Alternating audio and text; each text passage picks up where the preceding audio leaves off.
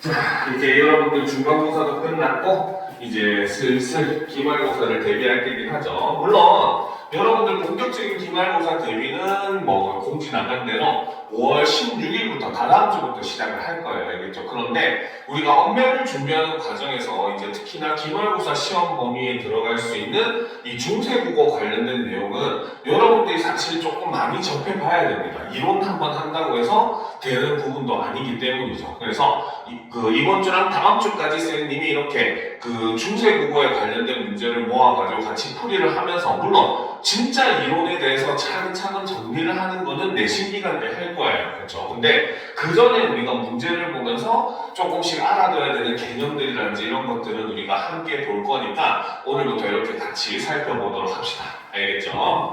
자, 첫 번째 문제, 바로 이번에 3월 모의고사에서 나왔었던 문제 여러분들도 풀어봤을 겁니다. 알겠죠? 자, 그래서 이 문제부터 시작을 해서 중세국어에서 우리가 어떤 개념들을 알아둬야 될까, 이런 것들을 같이 한번 살펴보도록 합시다. 자, 38번 문제부터 한번 보도록 합시다. 보기를 바탕으로 자료를 이해한 내용으로 적절하지 않은 것은 이라고 되어 있어요. 그렇죠? 자, 그러면 이제 보기의 내용을 봅시다. 사동 표현은 자동사나 타동사, 형용사에 사동전미사가 결합되어 실현되거나 혹은 뭐뭐게 하다에 의해서 실현이 된다라는 거죠. 이것과 관련해서 현대국어에서 우리가 파생적 사동이라고 해서, 그쵸?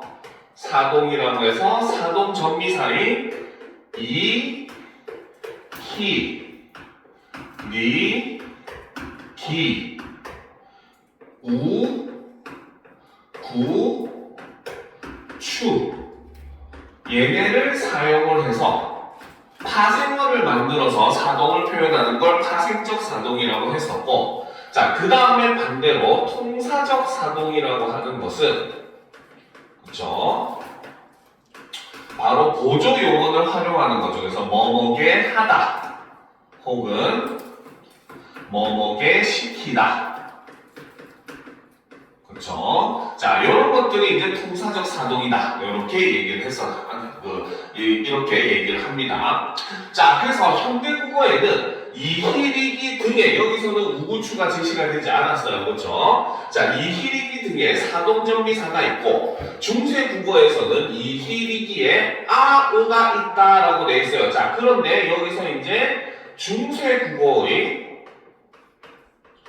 그렇죠? 사동 전미사로서 제시가 된 것이 바로 무엇이다? 바로 이, 히, 리, 기. 자, 얘네는 현대랑 동일한 모습을 보인다는 거죠. 그런데 여기에 플러스 하나 더 있는 게 아 또는 으라고 하는 전미사가 존재를 한다라는 겁니다. 그렇죠? 자, 여기서 이제 우리가 추가적으로 알아야 될 것, 즉 여러분들이 중세국어 문제를 풀 때 최근에 이제 이런 경향들이 바로 조사라든지 어미, 접사의 사용에 대해서 묻는 문제들이 굉장히 많이 등장을 하고 있어요. 알겠죠? 그런데 이러한 문제들을 관통하는 가장 핵심적인 개념이 바로 뭐냐? 우리가 반드시 알아야 될 것, 즉 모음 조화라고 하는 것에 대해서 반드시 알고 넘어가야 됩니다. 알겠죠? 자, 모음 조화라고 하는 것은 바로 뭐냐? 바로 성질이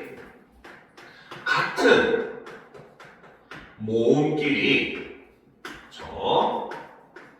어울려 쓰이는 현상을 우리는 모음조화라고 얘기해요. 이때 우리가 나오는 개념이 바로 양성모음, 음성모음, 그리고 거기에 플러스 중성모음의 개념까지 등장을 하게 되는 겁니다. 알겠죠? 자, 그러면 일단 우리가 양성모음에 어떤 것들이 있는지, 음성모음에 어떤 것들이 있는지 이런 것들을 파악해둬야 되겠죠? 자, 양성모음이라고 하는 것은, 자, 여러분이 중학교 때 한글의 창제원리 배웠었던 기억이 있을 거예요. 그쵸? 뭐 너무 오래돼서 기억이 안 날 수도 있겠지만, 중세국어에서 이제 한글의 창제원리를 보면 모음은 하늘과 땅, 사람을 본떠서 음양오행의 철학적 원리를 담았다. 이런 얘기들 기억이 나실 겁니다. 알겠죠? 자, 여기서 음양이라고 하는 것은 음은 이제 어두움을 나타내는 거고 양은 밝음을 나타내는 거예요. 그런데 여러분이 말아야 될 게 밝은 게 좋은 거고 어두운 게 안 좋은 건가 이런 의미는 아닙니다. 음양오행의 핵심적인 원리는 어둠과 밝음이라고 하는 것은 서로 상호 보완적 관계이기 때문에 이런 것들이 서로 어울려서 세상을 구성한다라고 하는 게 음양오행의 원리이기는 해요. 알겠죠? 자, 그런데 어쨌든 사람들은 그 이름 때문에 여러 가지 편견을 가지게 되긴 합니다. 자, 일단 우리가 양성, 밝음이라고 생각을 하시면 돼요. 하늘과 땅 중에 어떤 게 밝겠습니까? 당연히. 하늘과 땅 중에서는 당연히 하늘이 밝겠죠. 그렇죠? 태양이 있는 거니까. 그러니까 하늘을 나타내는 아래와 양성 모음에 해당합니다.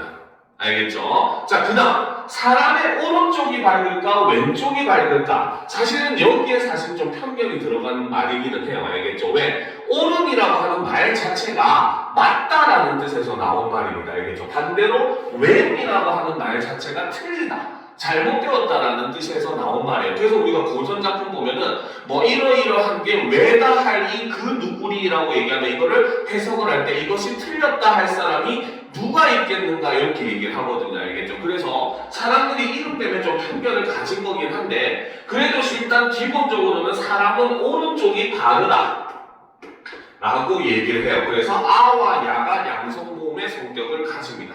알겠죠? 그래서 실제로 뭐 여담이지만 우리나라 같은 경우는 한 80년대까지만 하더라도 왼손잡이를 굉장히 부정적으로 봤어요. 이런 인식들이 남아있어가지고. 그래서 어른들 중에 보면은 양손잡이가 꽤 많이 있는데 그 이유가 바로 뭐냐면 원래 이제 왼손잡이로 태어났는데 집에서 이제 왼손잡이로는 사람들한테 인식이 안 좋다 해서 어렸을 때부터 오른손을 쓰는 연습을 시켜가지고 커서는 양손잡이의 모습을 가지고 있는 사람도 꽤 많습니다. 알겠죠? 물론 이런 건 잘못된 편견이긴 하죠. 자, 그 다음 땅을 기준으로 했을 때는 위쪽이 밝으냐 아래쪽이 밝으냐라고 했을 때 당연히 위쪽이 밝겠죠. 그래서 위를 나타내는 오와 요가 양성모음이라고 볼 수가 있습니다. 알겠죠? 자, 그러면 이제 반대 음성모음은 이것의 반대라고 생각을 하시면 되겠죠.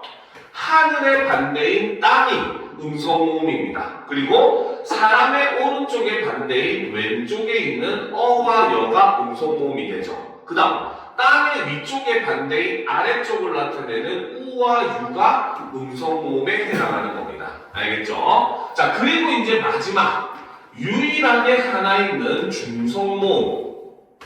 한글 창제 원리에서도 보면 바로 뭐다? 사람은 유일하게 하늘과 땅 사이에 서 있는 존재다라고 해서 하늘과 땅 사이에 있는 사람을 본뜬 이가 중성모음에 해당한다는 거죠. 그렇죠? 자, 그러면 이제 여기서 우리가 보았을 때 자, 여기서는 아 하고 그 사이에 이제 슬러시 표시를 해놨어요. 즉, 이 말은 환경에 따라서 얘네는 선택해야 된다 라는 의미로 볼 수 있고, 이때 아래아를 쓰는 아 같은 경우에는 무엇 뒤에? 바로 양성 모음 뒤에. 자, 반면에 으로 사용하는 요거는 어디에?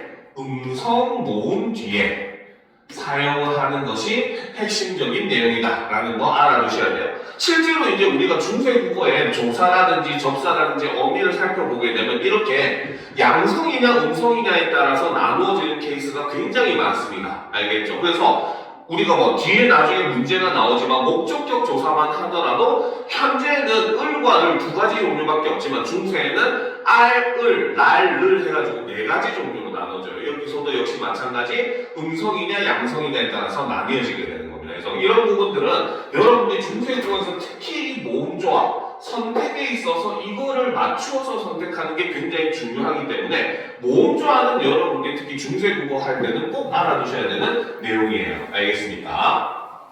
자, 그래서 중세 사동정리사도 이렇게 모음조합에 따라서 선택하는 경우도 존재를 하는 그런 모습을 볼 수가 있다는 거죠. 자, 계속 보기를 봅시다. 자, 중세국어와 비교할 때 현대국어에서 사동 표현이 실현되는 양상은 동일한 어근에 같은 형태의 사동정리사가 결합하는 경우, 동일한 어근에 다른 형태의 사동정리사가 결합하는 경우, 중세국어와 달리 개하다화만 결합하는 경우가 있다. 자, 사실 이 부분에 대한 설명이 조금 부족하기는 합니다. 알겠죠? 자, 이 부분에 대한 설명은 바로 뭐냐? 그렇죠? 자, 첫 번째 보게 되면은 동일한 어근에 같은 형태의 사동정리사가 결합을 하는 경우라고 되어 있죠. 자, 이거는 바로 뭐다?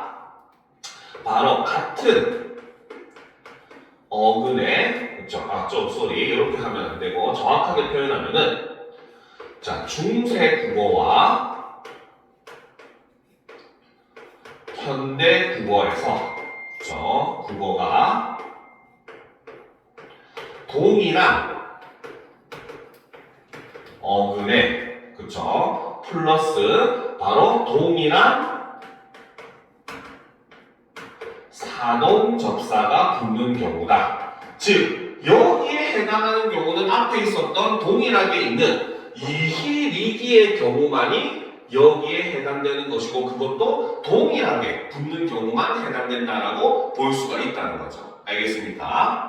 자, 그런데 반면에 두 번째, 동일한 어근에 다른 형태의 사동전미사가 결합하는 경우. 자, 요거는 바로 무엇을 얘기하느냐? 마찬가지 중세 국어와 현대 국어가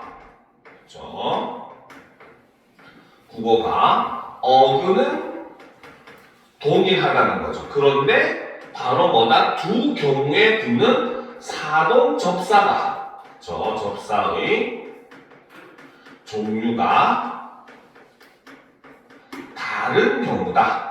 이렇게 보시면 됩니다. 즉 현대 국어에서는 이가 붙었는데 중세 국어에서는 희가 붙는 이런 식으로 형태가 붙는 것을 바로 동일 어근의 다른 사동접미사가 결합하는 경우다라고 보시면 돼요. 알겠죠? 자, 그리고 마지막 중세 국어와 달리 뭐뭐게 하다와만 결합을 하는 경우가 있다라는 거죠. 즉 여기서 이때 핵심적인 전제로 깔고 있는 것은 바로 뭐다?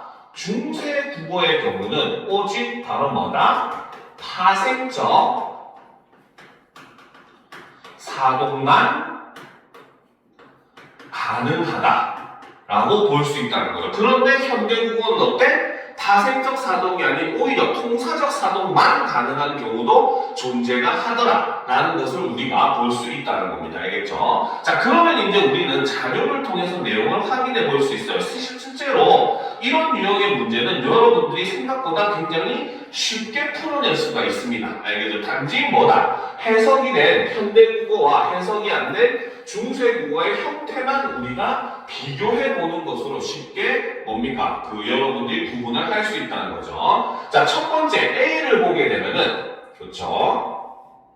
자, 해난 나잘 발기시고라고 되어 있어요. 그렇죠? 이상한 상상하면 안 돼요. 자, 여기서 지금 발기라고 하는 단어는 바로 뭐다? 원래 중세 국어에서는 밝히다라고 해서 밝다라고 해서 뭡니까? 리을 기읍 받침의 요거였다는 거죠. 그렇죠? 이게 바로 뭐다? 요거네 간에 정확하게는 근에 해당하는 부분이다 라고 볼 수가 있어요. 자, 그리고 여기에 뭐가 붙었다? 사동접사로 이가 붙었다는 거죠. 그렇죠? 자, 그리고 이제 여담이지만 여기서 한 가지 더 얘기해주면은 여기에 뒤에 붙어있는 시고라고 하는 것은 뭐뭐 의시라고 하는 주체 높임의 선어말 어미입니다. 알겠죠? 중세 국어에서는 주체 높임의 선어말 어미가 시와 샤가 있었어요. 알겠습니까? 그 중에서 여기서는 시가 붙었다라고 보시면 되고, 그리고 마지막에 연결의 의미를 가진 연결 어미 고가 붙었다라고 볼 수가 있습니다. 알겠죠? 자, 그런데 밑에 해석을 보면 해는 낮을 밝히시고라고 되어 있어요. 현대 국어에서는 밝다. 요것이 어근이죠. 자, 사실상 여기서는 아래를 쓰고 여기서는 아래를 썼지만 사실상 두 개의 어근은 동일한 어근이라고 볼 수가 있습니다. 알겠습니까? 그런데 여기는 뭐다? 사동접사로 희가 붙었죠. 그렇죠? 여기서는 희가 사동접사로 사용이 되고 있는 모습을 볼 수가 있습니다. 그리고 역시 동일하게 의시가 바로 주체 높임의 선어만 어미로 사용이 되고 있고, 그리고 이제 역시 마지막 연결 어미 고가 사용이 되고 있는 모습을 동일하게 볼 수가 있어요. 자, 그러면 일단 우리가 이 첫 번째 A에서는 자, 밝다라는 어근은 동일하게 그렇죠? 동일 어근이 사용되고 있는 모습을 볼 수가 있습니다. 그렇죠? 자, 그런데 뒤에 붙어 있는 접사를 보니까 어때요? 중세에는 이가 붙었지만 현대에는 희가 붙고 있죠. 그렇죠? 그렇기 때문에 접사는 다른 접사가 사용이 되는 아까 앞에서 얘기했던 두 번째 경우라고 우리가 볼 수가 있더라는 겁니다. 이해가 되죠? 자, 그 다음 B를 보도록 합시다. B의 내용을 한번 분석을 해보면 자, 살아보라라고 했을 때 여기서는 이제 바로 뭐다? 어근이 살다. 이게 바로 어근에 해당하는 거죠. 자, 그런데 이제 여기서 무엇이 붙었다? 사동접사로 아가 붙었습니다. 그렇죠? 이것이 바로 사동접사죠. 자, 이때 아가 붙은 이유는 바로 뭐다? 어근이 살다가 아라고 하는 양성모음을 썼기 때문에 동일한 양성모음인 아래아를 쓴 아를 사용을 한 겁니다. 알겠죠? 만약에 여기에 음성모음을 썼다면 어떻게 여기서는 을을 썼어야 되겠죠? 알겠죠? 자, 그 다음에 이제 여기에 플러스 뭐다? 뭐뭐고라 라고 썼다. 그 뭡니까? 어미를 붙인 거죠. 자, 그런데 이제 이것을 현대로 살펴보니까 어떻게? 살다라고 하는 어근, 동일한 어근이에요. 그쵸? 그런데 여기에 바로 뭐다? 뭐가? 살리고, 리라고 하는 사동접사가 사용이 되고 있는 모습을 보여주고 있습니다. 알겠습니까? 자, 그 다음에 뭐뭐고라고 하는 연결 어미, 그 다음에 쉽다라고 하는 보조 용어, 요거는 이렇게 사용하고 있는 모습을 볼 수가 있다는 거죠. 알겠죠? 자, 그렇기 때문에 여기서도 지금 우리가 형태를 보게 되면 어때? 동일한 어근을 사용을 하고 있음에도 불구하고, 그쵸? 실제로 사용하고 있는 접사는 서로 다른 접사를 마찬가지 사용하고 있는 모습을 볼 수가 있습니다. 무슨 말인지 알겠죠? 자, 그래서 이것도 역시 동일어근, 다음에 다른 접사를 사용하고 있다라는 걸 볼 수가 있다는 거죠. 알겠죠? 자, 그러면 이제 또 세 번째를 보도록 합시다. 자, C를 보시면은, 그렇죠? 자, C의 모습을 보시면은 길이 더 심이라는 거죠. 그렇죠? 자, 그래서 이거는 바로 뭐다? 기본형이 깊다. 여기서 어근이 나왔죠. 그렇죠? 자, 그리고 여기에 뭐가 붙었다? 사동접사로 이가 붙게 된 겁니다. 그쵸? 자, 그리고 이제 여기에 과거를 나타내는 더, 그쵸? 과거 시제를 나타내는 선어간어이고, 거기에 역시 마찬가지 주체 높임을 나타내는 시, 그쵸? 그 다음에 여기서 이제 종결어미 니 이렇게 사용이 되고 있는 모습을 보여주죠. 자, 그런데 현대국어를 보면은 자, 현대국어는 깊다의 어근에 뭐뭐게 하시니 뭐뭐게 하다의 형태가 붙었습니다. 즉 여기 특히나 옆에 보면 친절하게 적어놨어요. 길이시더니라고 하는 현대국어에서는 이거는 뭐다? 비문법적 요소다. 즉 이 경우 깊다라는 말은 뭐다? 접사를 사용한 사동 표현은 불가능하다는 거죠. 그래서 이 경우는 바로 뭐다? 접사를 사용한 사동 표현은 불가능한 형태이다. 이라고 볼 수 있다는 거죠. 그러면 이 경우는 바로 뭐다? 마지막 부분에 있었던 바로 뭐다? 뭐뭐게 하다 와만 결합이 가능한 경우이다 라고 우리가 볼 수가 있더라는 거죠. 알겠습니까? 자, 그리고 이제 마지막 D를 보도록 합시다. 자, D 같은 경우는 이제 씻기고라는 거죠. 기본형이 씻다. 여기서 어근이 사용되고 있죠. 자, 그리고 여기에 뭐다? 기라고 하는 사동접사가 사용이 되고 있습니다. 그렇죠? 그리고 마지막에 연결어미인 고가 사용이 되고 있죠. 자, 반면에 현대말로 해석을 한 것도 바로 뭐다? 손을 씻기고 씻다라고 하는 어근에 역시 마찬가지 사동접사로 기가 사용이 되고 있죠. 그렇죠? 자, 그리고 마지막에 연결어민 고가 사용이 되고 있습니다. 자, 그렇기 때문에 이 경우는 바로 어근 자체도 역시 마찬가지 동일 어근을 사용을 하고, 거기에 마찬가지 접사 역시 마찬가지로 어떻게 동일한 접사, 동일 접사를 사용을 하고 있는 바로 앞에서 제시했었던 첫 번째 경우다라고 우리가 볼 수 있다는 겁니다. 알겠죠? 그래서 우리는 보기를 이렇게 먼저 분석을 하고 난 다음에 여러분들이 이제 선지를 보시는 게 훨씬 더 이해가 잘 될 겁니다. 자, 그러면 1번부터 보도록 합시다. 자, A는 형용사 박다의 어근에 B는 자동사 살다의 어근에 사동전미사가 결합한 것이고, 그렇죠? 박다와 살다에다가 사동전미사가 붙은 것이기 때문에 1번은 맞다고 볼 수가 있겠죠. 그렇죠? 자, 그 다음 2번. C와 D는 각각 타동사 기다와 타동사 씻다의 어근에 사동전미사가 결합된 것이고, 그렇죠? 형용사 같은 거는 무조건 한 자리 소수, 자동사입니다. 알겠습니까? 그래서 박다는 무엇이 박다, 그 다음에 살다도 누가 살다라고 한 자리 소수로 되어 있고, 반대로 기다는 물을 깃다라고 하는 식으로 액체라고 하는 것을 퍼올리는 행위를 나타내기 때문에 목적이 되는 대상이 되는 목적어를 필요로 한 타동사이고, 마찬가지 씻다 역시 마찬가지 무엇을 씻다라고 해서 목적어를 필요로 하는 타동사라는 거죠. 그래서 이것도 역시 마찬가지 바로 뭐다? 어근의 사동전미사가 결합한 것이겠고, 왜? C는 지금 밑줄이 중세국어, D도 마찬가지 중세국어에 그 밑줄이 그어져 있는 거예요. 그래서 아까도 얘기했지만 중세국어는 무조건 뭐다? 사동전미사를 이용한 사동 표현만 가능했다라고 했기 때문에 2번도 역시 맞다고 볼 수가 있는 겁니다. 알겠죠?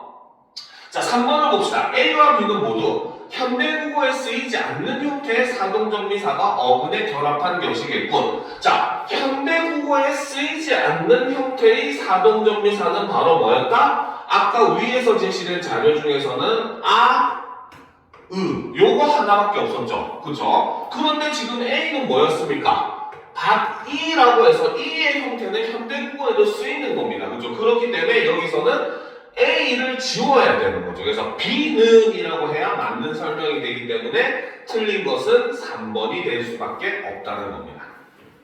무슨 말인지 알겠죠? 자, 그 다음 4번을 보게 되면, 자, C는 현대국어와 달리 어근에 사동전미사가 결합되어 사동 표현이 실현된 것이겠고, 그렇죠? C는 바로 뭐다? 현대국어에서는 뭐뭐게 하다와만 결합을 하는 건데, 중세국어에서는 사동접사가 결합을 해서 만들어진 거죠. 그러니까 이것도 역시 맞다고 볼 수가 있는 거죠. 그렇죠? 자, 5번. D는 현대국어와 같은 형태의 사동전미사가 어근에 결합되어 사동 표현이 실현된 것이고, 아까 분석을 했죠. 동일 어근에 동일 접사가 사용되고 있는 모습이기 때문에 5번도 맞다고 볼 수가 있다는 겁니다. 알겠죠? 그렇기 때문에 정답은 3번이 된다는 거죠. 알겠습니까?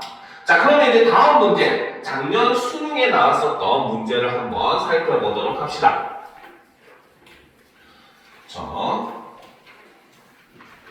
자, 작년 수능의 문제를 보도록 합시다. 자, 이건 이제 지문과 함께 있는 문제니까 지문도 우리가 한번 분석을 해보도록 합시다. 알겠죠? 자, 봅시다. 자, 한글은 음소문자이다. 그렇다면 미음은 소리일까 문자일까? 미음은 문자이다. 기호는 형식과 내용의 결합으로 이루어져 있는데 문자 자체는 형식이고 그 문자가 나타내는 소리가 내용이다라는 거죠. 즉 쉽게 말하면 바로 뭐다? 우리가 미음은 이렇게 쓰죠. 그렇죠? 이것이 바로 뭐다? 문자의 형태가 형식이라는 겁니다. 그렇죠? 자, 그리고 우리가 미음은 발음할 때 물론 미음 혼자만 발음은 안 돼요. 그래서 그나마 모음이 가장 적게 소리가 나는 을을 살짝만 붙여가지고 보통 발음하면 우리가 발음했을 때는 이렇게 발음을 하거든요. 이게 바로 미음의 소리에 해당하는 거기 때문에 얘를 발음한 것이 일종의 내용이다 라고 볼 수가 있겠죠. 자, 이렇게 좌우로 해서 설명을 해놓으니까 여러분들이 좀 더 이해하기가 힘든데 모음도 동일하다고 생각을 하시면 됩니다. 예를 들어서 우리가 자, 이거는 아잖아요. 그렇죠? 이렇게 쓰는 것이 바로 형식에 해당해요. 알겠죠? 그런데 이것을 발음하면은 발음 기호로 쓰면 아 하고 발음이 되잖아요. 그렇죠? 이게 바로 내용에 해당한다. 요렇게 보시면 되는 겁니다. 무슨 말인지 알겠죠? 자, 그래서 일단 기본적으로 형식과 내용에 대한 그 부분은 이해를 했다고 볼 수가 있겠죠. 자, 예컨대 미음은 마의 초성에서 나는 소리인 양순 비음을 나타내는 형식이고 내용은 양순 비음이다. 형식과 내용의 결합은 자의적이다. 그렇죠? 사람들이 얘를 우리가 미음이라고 쓰고 그렇지? 그 다음에 마의 초성의 발음이라고 읽자라고 약속을 했기 때문에 얘가 미음이고 마 할 때 초성에서 소리가 나는 거지. 만약에 세종장님이 이거를 동그라미로 표시를 했으면 우리는 동그라미로 그렇게 읽었을 거예요. 그렇죠? 그렇기 때문에 내용과 형식의 연결이라고 하는 것은 자의적이다. 사실 아무런 이유가 없다. 처음에 만들어질 때 사람들이 그렇게 약속을 했을 뿐이다 라는 겁니다.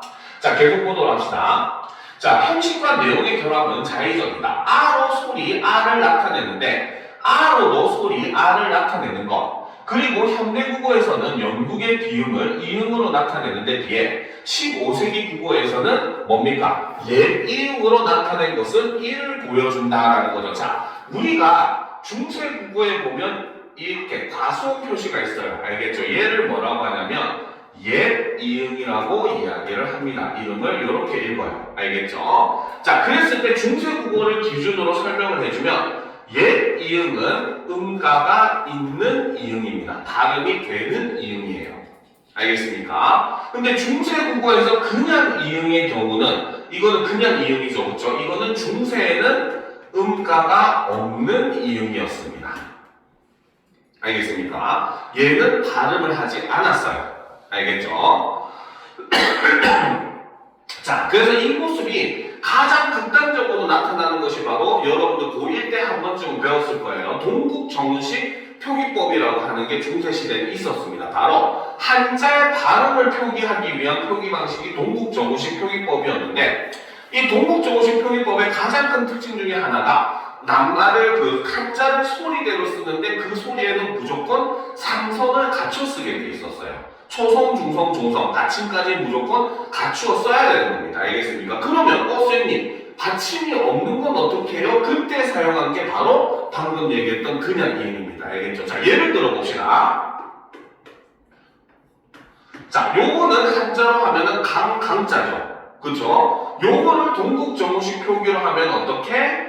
가에다가 옛 이응을 붙여서 얘는 받침에 음가가 있다라는 걸 이렇게 표시를 해줍니다. 알겠습니까? 자, 그런데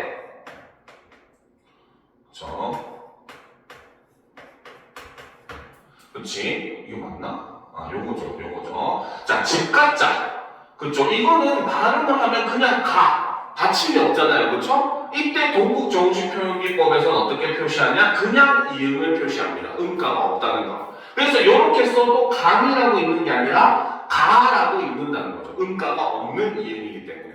무슨 말인지 알겠습니까? 자, 그래서 중세시대 국어에서는 이응을 표시하는데 그냥 이응과 옛 이응이 둘 다 존재를 했었고 이 경우 그냥 이응은 음가가 없는 경우를 옛 이응은 음가가 있는 경우를 나타냈었습니다.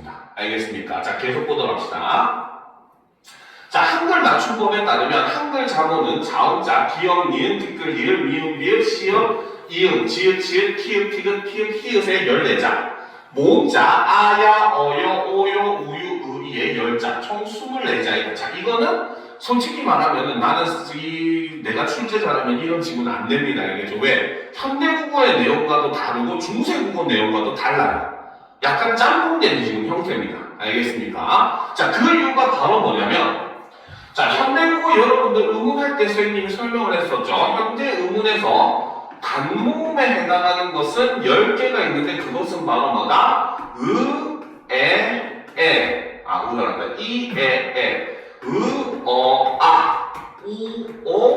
위외 요렇게 10개가 단모음입니다. 알겠죠? 근데 중세국어에서는 초출자와 제출자까지를 기본 모음자로 봤거든요. 그래서 중세시대의 기본 모음을 우리가 살펴보게 되면 중세국어 시대에는 아래아, 그 다음에 아, 야, 어, 여, 오, 요, 우, 유, 으, 이. 요렇게가 중세국어에서 11개가 기본 모음에 해당하는 모음들이었어요. 알겠습니까? 그러니까 지금 이 지문 같은 경우는 사실 중세국어와 현대국어가 좀 짬뽕된 형태입니다. 알겠죠? 특히나 이제 야, 여, 요, 유 같은 경우는 현대에는 이중모음으로 취급을 하는 애들이에요. 그렇죠? 그런데 중세에는 기본 모음으로 취급을 했던 애들입니다. 현대랑은 좀 달라요. 알겠죠? 중세에는 오히려 에 같은 경우는 뭘로 취급을 하냐면 어에다가 이가 더해진 형태로 취급을 합니다.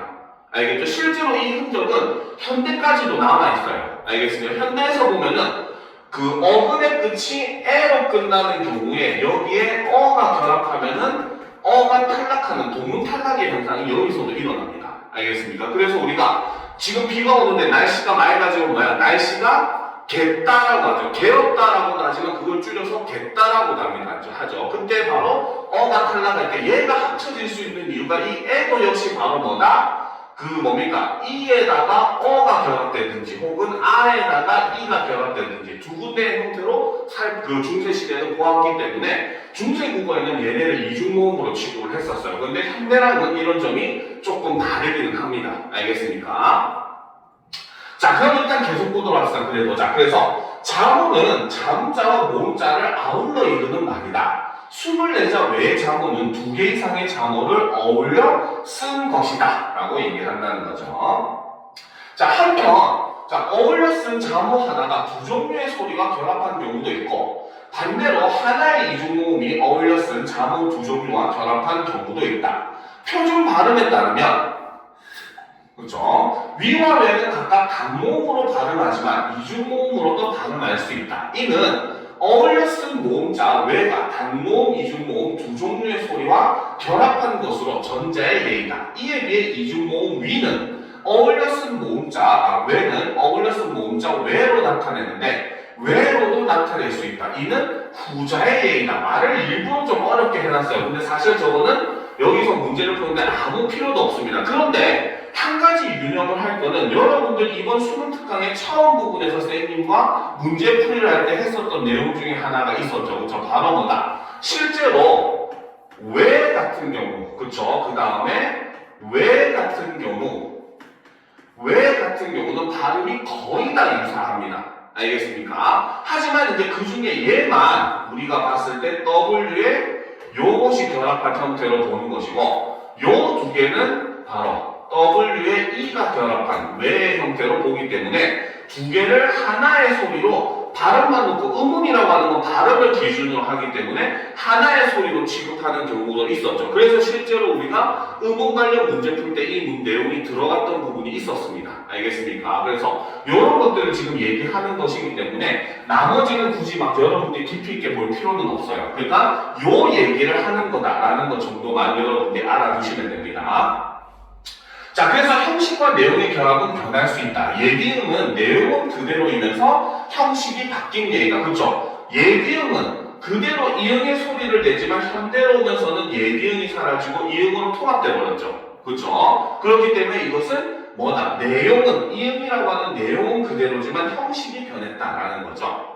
현대 국어와 달리 N은 15세기 국어에서는 이중모음을 나타냈는데 이는 형식은 그대로이면서 내용이 변한 예이다. 형식과 내용이 모두 변한 경우도 있다라는 겁니다. 알겠죠? 자, 그러면 이제 우리가 36번 문제를 한번 보도록 합시다. 윗글과 보기를 바탕으로 자료를 탐구한 것으로 적절하지 않은 것을 골라라 라고 되어 있죠. 자, 1번부터 봅시다. 훈민정 해외본에는 한글 맞춤법에 한글 자모 24자 외에 여린 히읗, 반치음, 예디음, 아래아, 내자가 더 있었다. 그쵸? 자, 실제로 훈민정음의 내용을 보면은 새로 28글자를 만들었다. 이렇게 돼 있어요. 그래서 훈민정음 28자를 우리가 한번 살펴보게 되면 자, 먼저 첫 번째 자음은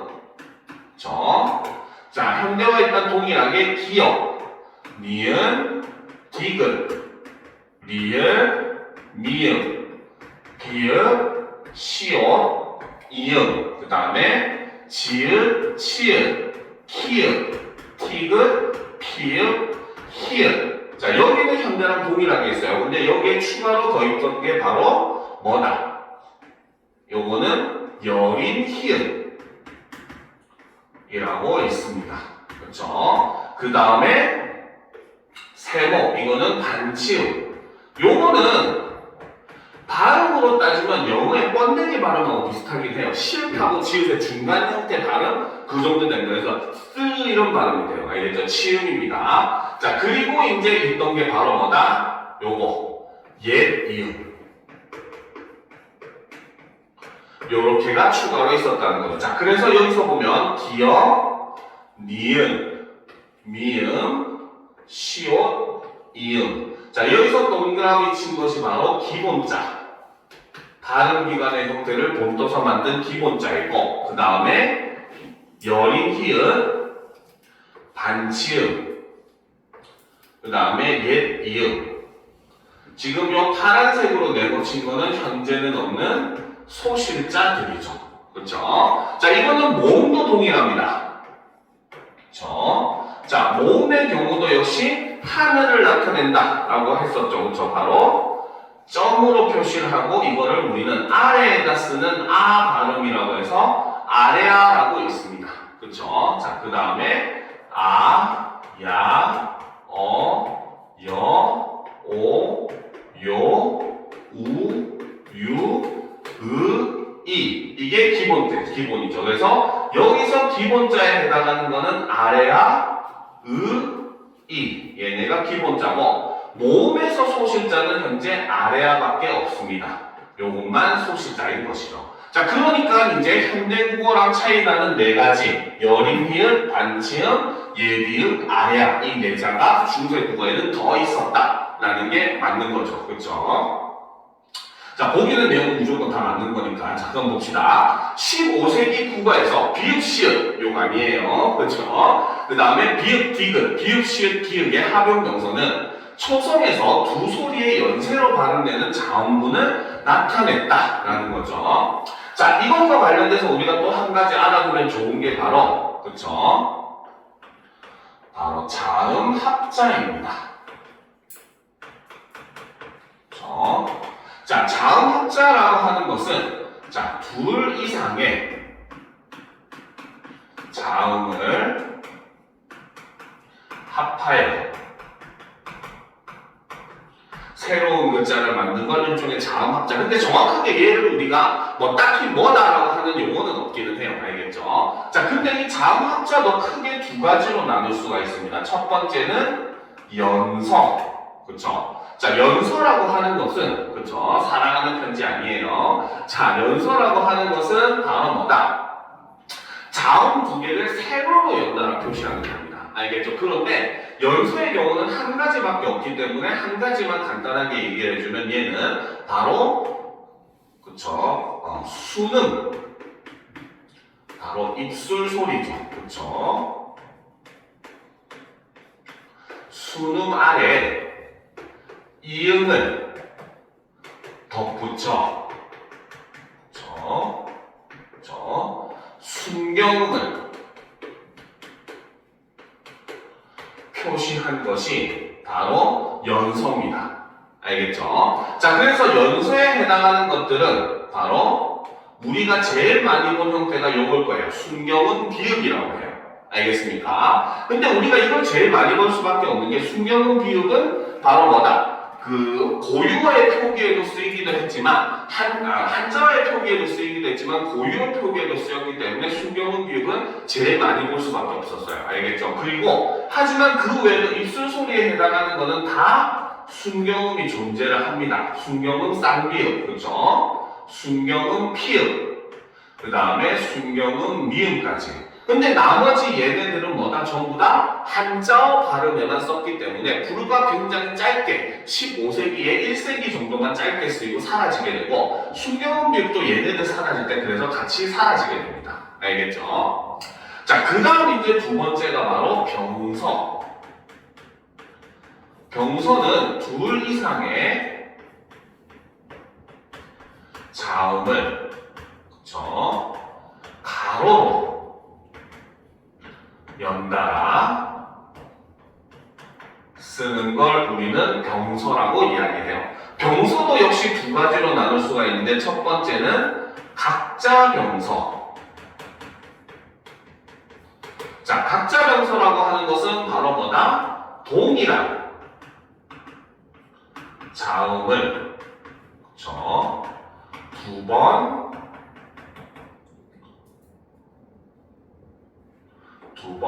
연달아 쓰는 것이 바로 각자 병서입니다. 그래서 각자 병서에 해당하는 게 쌍기역, 쌍디귿, 쌍비읍, 쌍시옷, 쌍지읒, 그 다음에 중세에는 쌍히읗도 존재를 했어요.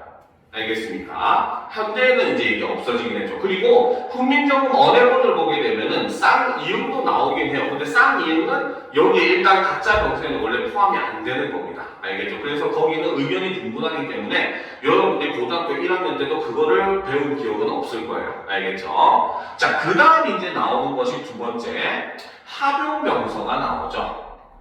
요거는 좀 위에다 쓰는 게 낫겠네요. 요거까지 다 썼어요? 혹시 쓰실 분들? 다 썼습니까? 좀 지우고 쓸게요. 자, 사실 제일 중요한 게 바로 이 두 번째 합용병서죠. 자, 합용병서는 그렇죠? 바로 둘 이상의 자음을 둘 이상의 서로 다른 자음을 가로로 연달아 쓰는 게 합용병서입니다. 알겠죠? 자, 합용병서는 다시 세 가지가 있는데 첫 번째는 비읍계. 말 그대로 비읍으로 시작을 하는 거죠. 바로 비읍, 기읍, 방가, 그렇죠? 그 다음에 비읍, 디귿, 부들, 그렇죠? 그 다음에 비읍, 시읍, 욕 아니에요. 알겠습니까? 자, 그 다음 두 번째는 시읒계도 있습니다. 시읒으로 시작하는 거죠. 시읒, 기읒, 그렇죠? 그 다음에 시읒, 디귿, 그 다음이 시읒, 비읍, 그렇죠? 욕 같죠? 자, 그리고 이제 마지막이 비읍, 시읒계도 있습니다. 그래서 비읍, 시읒계에 속하는 거는 비읍, 시읒, 기읒, 비읍, 시읒, 디귿 이렇게 있다는 거죠. 알겠습니까? 자, 그랬을 때 우리가 이러한 합용명서들은 바로 뭐다? 초성에서 두 소리의 연세로 발음되는 자음군을 나타내었다. 그래서 학자들이 추정을 하기로는 이렇게 어두 자음군에 둘 이상의 자음이 오더라도 얘네들을 당시 15세기겠죠. 15세기에는 모두 발음했을 것으로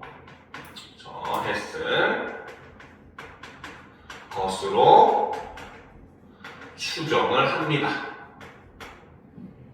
알겠습니까?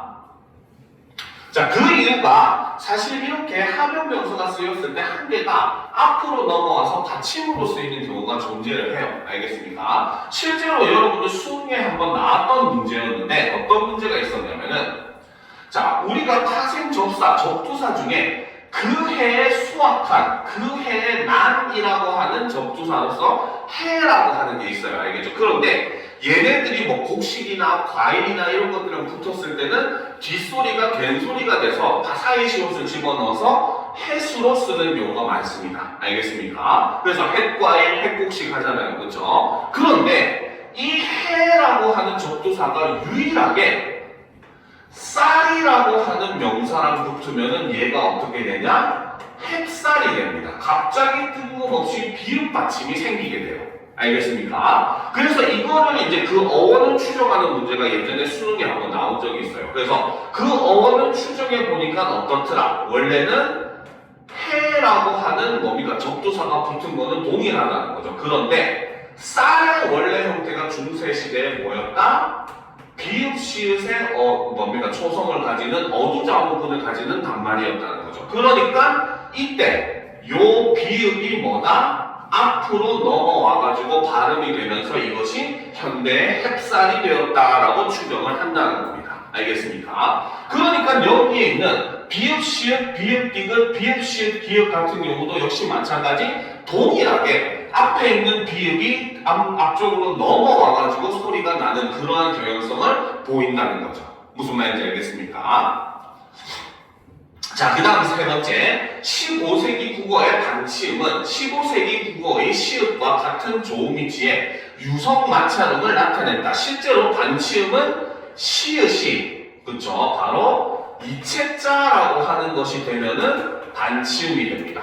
알겠죠? 즉, 시읒과 동일한 위치에서 발음이 되었지만, 형태도 실제로 획을 하나 더한 거지만, 그쵸? 그 획을 더한 원리는 다르다라는 거죠. 알겠습니까?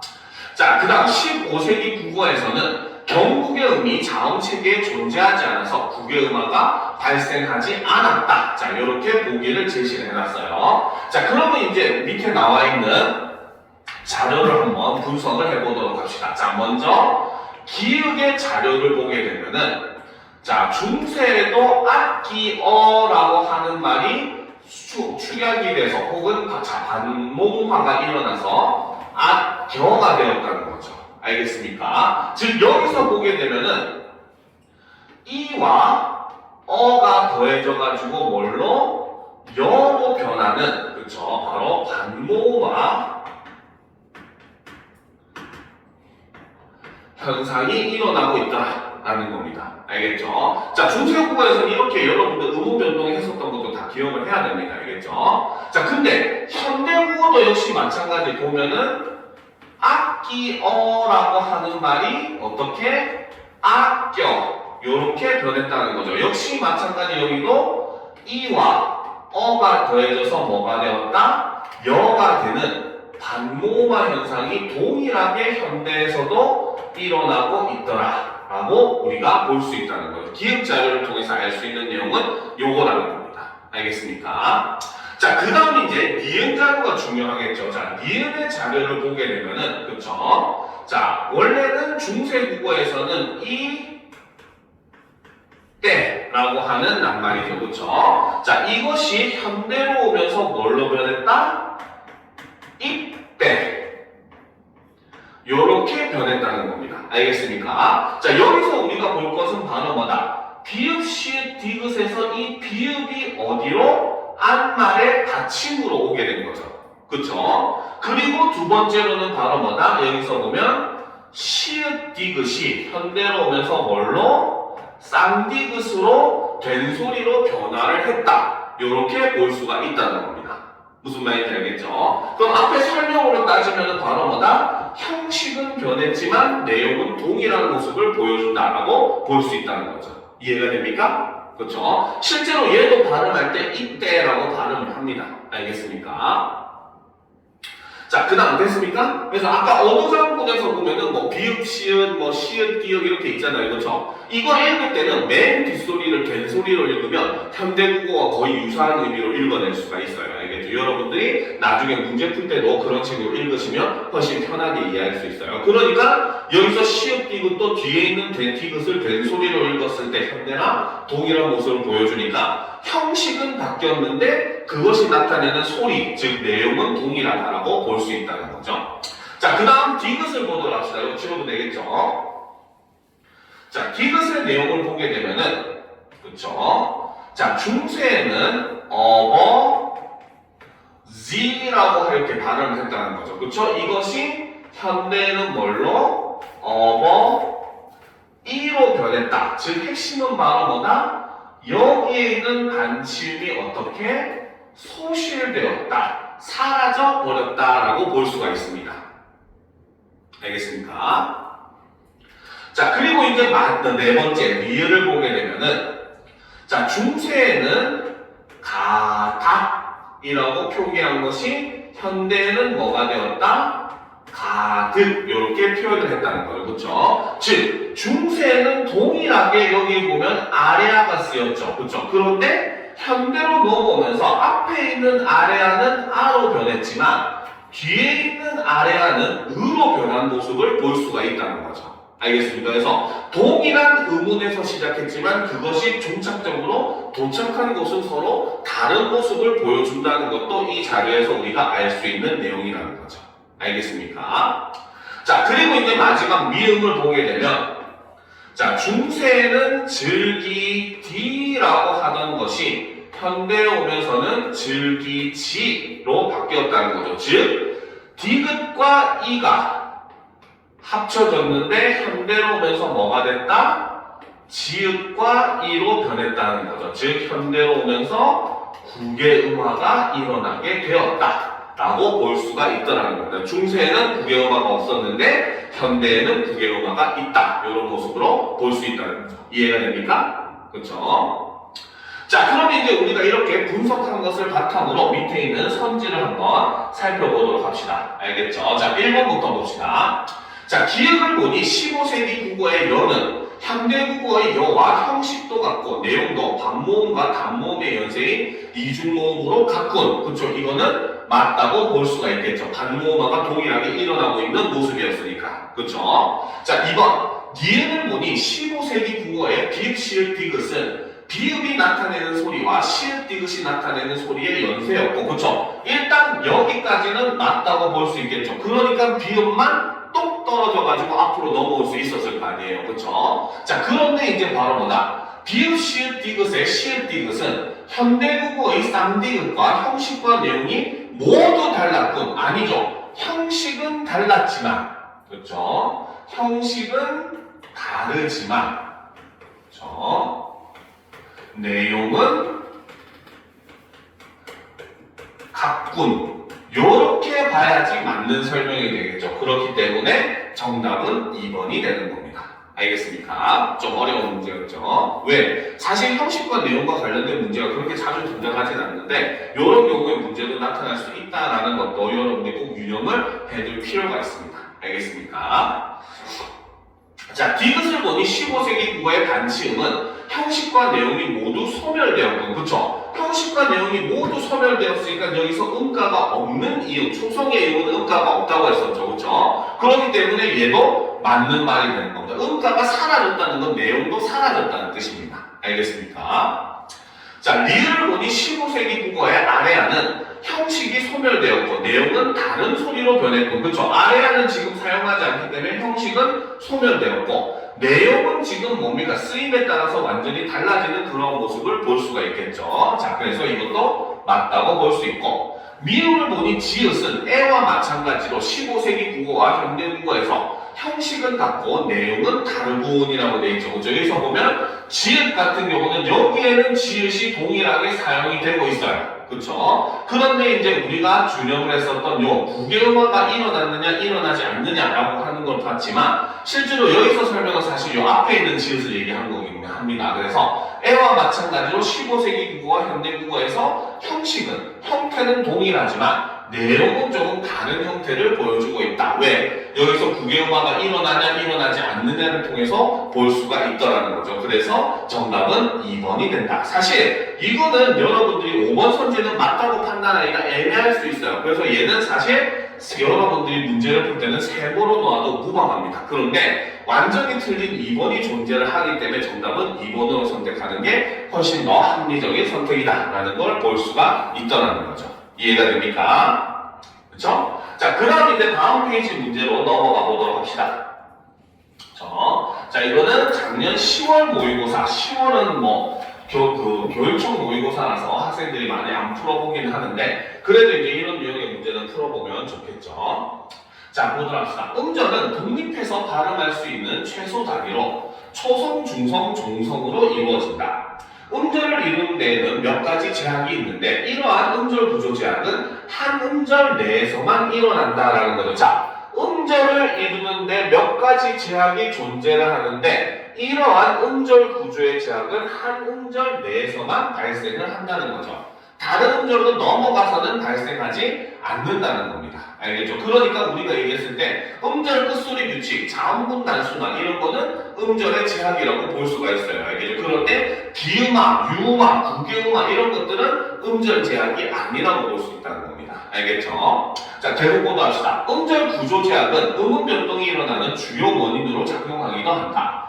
음절 구조 제약을 어기는 형태의 음절은 발음될 수 없기 때문에 음운 변동이 적용되어 제약을 어기지 않게끔 만들어주는 것이다.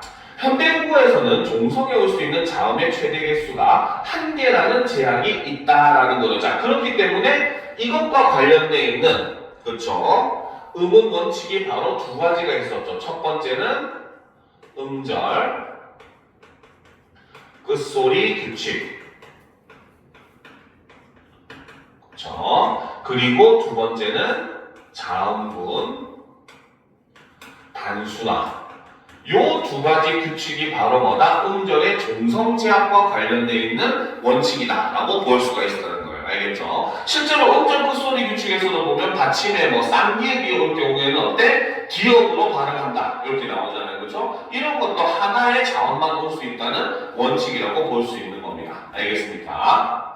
자, 그래서 너, 닭과 같이 겹받침으로 끝나는 형태소라고 하더라도 두 자음이 종성에서 모두 발음되는 경우는 없다. 이런 형태소 뒤에 모음으로 시작하는 형식 형태소가 와서 연음이 되는 경우를 제외하면 예외 없이 자음분 단순화가 적용되어 겹받침 중 하나가 반드시 탈락한다. 반면 15세기 국어에서는 자음분 단순화가 필수적으로 적용되진 않았는데 이는 종성에서 최대 2개의 자음까지 발음될 수 있었기 때문이다. 자, 15세기 국어가 현대 국어랑 다른 것은 바로 무엇이다? 종성에서 최대 2개의 자음까지 발음될 수가 있었다 라고 하는 게 15세기 국어와 차이점이라고 볼 수 있다는 거죠. 자, 종성에서 최대 2개의 자음이 발음되었다는 것은 원칙적으로 단어를 소리 나는 대로 적었던 당시 종성 표기에서 자음분이 확인된다는 것을 통해 알 수 있다. 시읒, 디귿, 시읒, 디귿처럼 시읒으로 시작하는 겹받침을 가진 형태소들은 예외 없이 자음분 단순화가 적용되었으나 비읍 시읒의 경우 용어가 달리 체언에서는 자음분 단순화가 적용되지 않았다. 그래서 비읍계 그 합용동사가 종성에 사용되는 경우는 자음분 단순화가 적용되지 않았다는 거죠. 그렇죠? 자, 비읍이나 리을로 시작하는 겹받침의 경우에는 리을 히읗을 제외하면 자음분 단순화가 적용되지 않았다. 자, 그러면 자음분 단순화가, 그렇죠? 단순화가 적용이 되었던 중세국어의 종성을 보게 되면 바로 시읒계, 그렇죠? 시읒계인 시읒, 디귿, 시읒, 디귿, 시읒, 비읍. 얘네는 자음분 단순화가 적용이 되었고 그 다음에 리을, 히읗의 경우도 자음분 단순화가 적용이 되었다. 그리고 거꾸로 얘기하면 그 외에 합용명사들은 자음분 단순화가 적용되지 않았다는 겁니다. 알겠습니까? 자, 계속 보도록 합시다. 또한 현대국어에서는, 그렇죠? 종성에 올 수 있는 자음의 종류가 기응, 미응, 티끌, 리을, 미응, 비읍, 이응의 7가지라는 제약이 있다. 이게 바로 음절 끝소리 규칙이죠. 저 바로 음절 끝소리 규칙이죠. 그래서 이 제약을 어기는 형태, 즉 명, 묻, 입처럼 종성에서 발음될 수 없는 자음이 종성에 놓이면 그 자음은 음절의 끝소리 규칙의 적용을 받아 기읍, 디귿, 비읍 중 하나로 바뀌게 된다. 이게 바로 우리가 수능 특강에서 배웠던 평타연화라고 얘기를 했었죠. 그렇죠? 자, 자음분 단순화와 마찬가지로 연음이 일어나지 않는 한 음절의 끝소리 규칙은 항상 적용된다. 한편 15세기 국어에서는 종성에서 발음될 수 있는 자음이 8개이다 라고 얘기를 했어요. 그죠? 8종성 가족용이라고 얘기를 합니다. 바로 중세 국어에, 자, 중세, 그 중에서도 15세기, 그죠? 8종성법을 살펴보면 중세에는 종성에, 그죠? 종성에는 자음, 기역, 니은, 디귿, 리을, 미음, 비읍, 시옷, 그 다음에 중요한 건 여기서 옛 이응입니다. 알겠죠? 그래서 자음만 표기를 한다라고 하는 게 중세 8종성법이었어요. 그래서 중세 8종성법은 발음의 문제가 아니라 얘는 표기의 문제였습니다. 그래서 표기에는 다 적용이 되었습니다. 알겠죠? 물론 어기는 경우도 있어요. 왜? 중세에는 사실 우리가 지금 얘기하는 한글 맞춤법이라고 하는 게 존재하지 않았어요. 알겠습니까? 우리나라에서 최초로 맞춤법이 정립된 게 1933년 주시경 선생님이 조선어학회를 만들면서 처음으로 문법이라고 하는 건 그때 만든 거예요. 그래서 그전에는 사실 사람들이 솔직하게 얘기하면 막말로 집 올리는 대로 썼습니다. 알겠습니까? 그래서 어떤 사람은 지키고 어떤 사람은 안 지키고 이런 모습을 너무 많이 볼 수 있어요. 알겠죠? 그래서 실제로 15세기 글에서도 어떤 가끔은 뭐 16세기 글에서도 뭐 어떤 때 보면 거듭적기가 나오기도 하고 그럽니다. 알겠죠? 그래서 그런 것들 같은 경우는 우리가 조금은 걸러서 볼 필요는 있긴 합니다.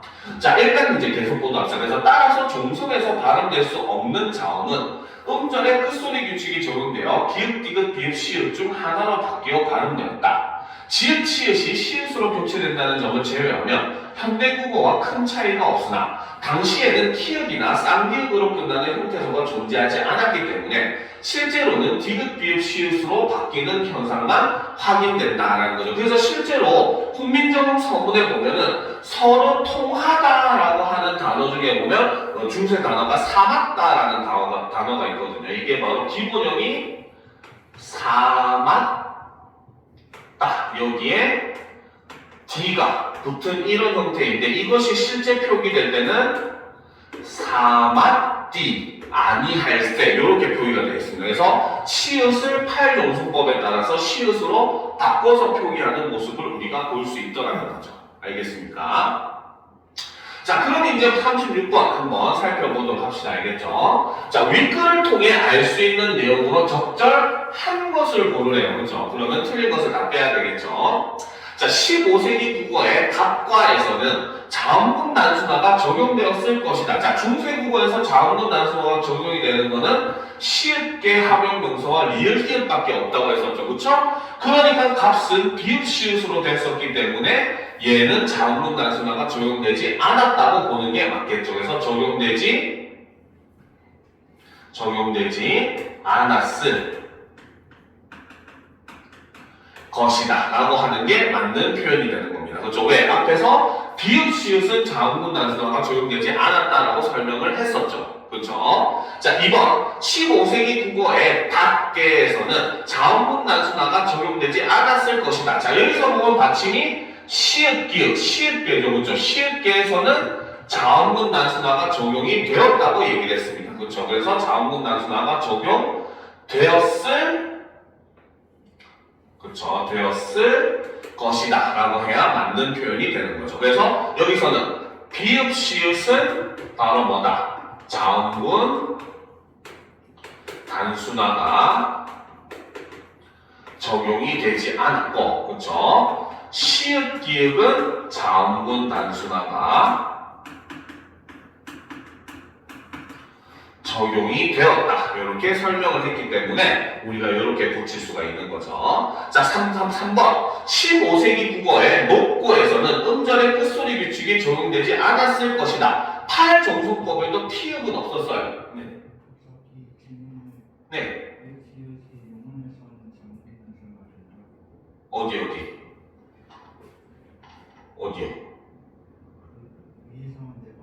아, 요거? 자, 보자. 비읍 시읒의 경우 요거가 달리 체온에는 자음문 단순화가 적용되지 않았다. 자, 보도록 합시다.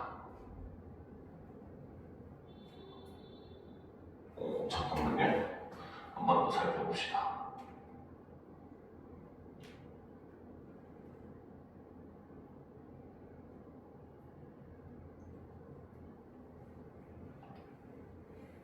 갑자기 헷갈려졌네.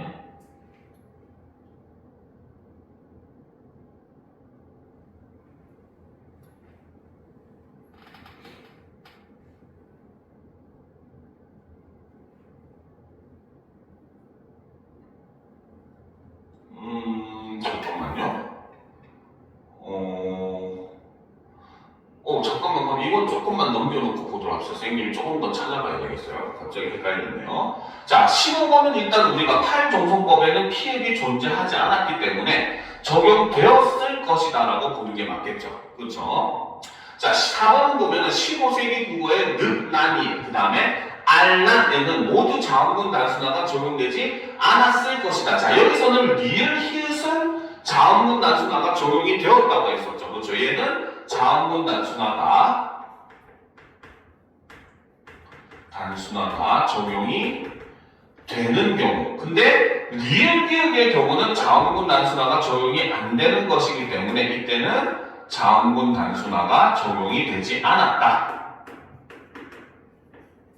이렇게 보는 게 맞다는 거죠. 자, 5번 15세기 국어의 조띠, 안떠라에서는 모두 음절의 끝소리 규칙이 적용되었을 것이다 라는 거죠. 그렇죠? 자, 여기서 보면은 소리 잠깐만요.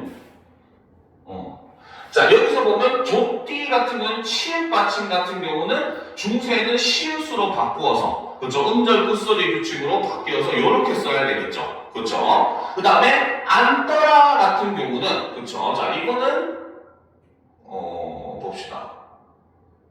안떠라. 이거는 답이 그럼 2번이 돼야 되겠네요. 그렇죠? 답이 좀 잘못된 것 같네요. 그렇지? 자, 안떠라에서는 모두 음절 끝소리 규칙이 적용되었을 것이다. 그렇죠? 이거는 여기서는 음절 끝소리 규칙이 상관이 없죠. 그렇죠? 이거는 자음문 단순화가 적용이 되지 않는 경우라고 볼 수 있겠죠. 그럼 얘는 답이 2번이 맞겠네요. 선생님 답을 잘못 갔나? 한번 확인해 볼게요. 나중에. 자, 그래서 15세기에서 보면 닭이라고 하는 게 옆에 줄 그어져 있다는 것은 뭡니까? 이거는 용언이라는 소리이기 때문에, 그렇죠? 이 경우는 자음문 단순화가 적용되지 않았다라고 보는 게 훨씬 맞겠네요. 그렇죠? 소리 선생님이 잘못 알아듣는 것 같아요. 한 번 더 일단 확인하고 여러분들에게 답을 정확하게 알려줄게요. 알겠죠? 자, 그 다음 문제 보도록 합시다. 자, 39번.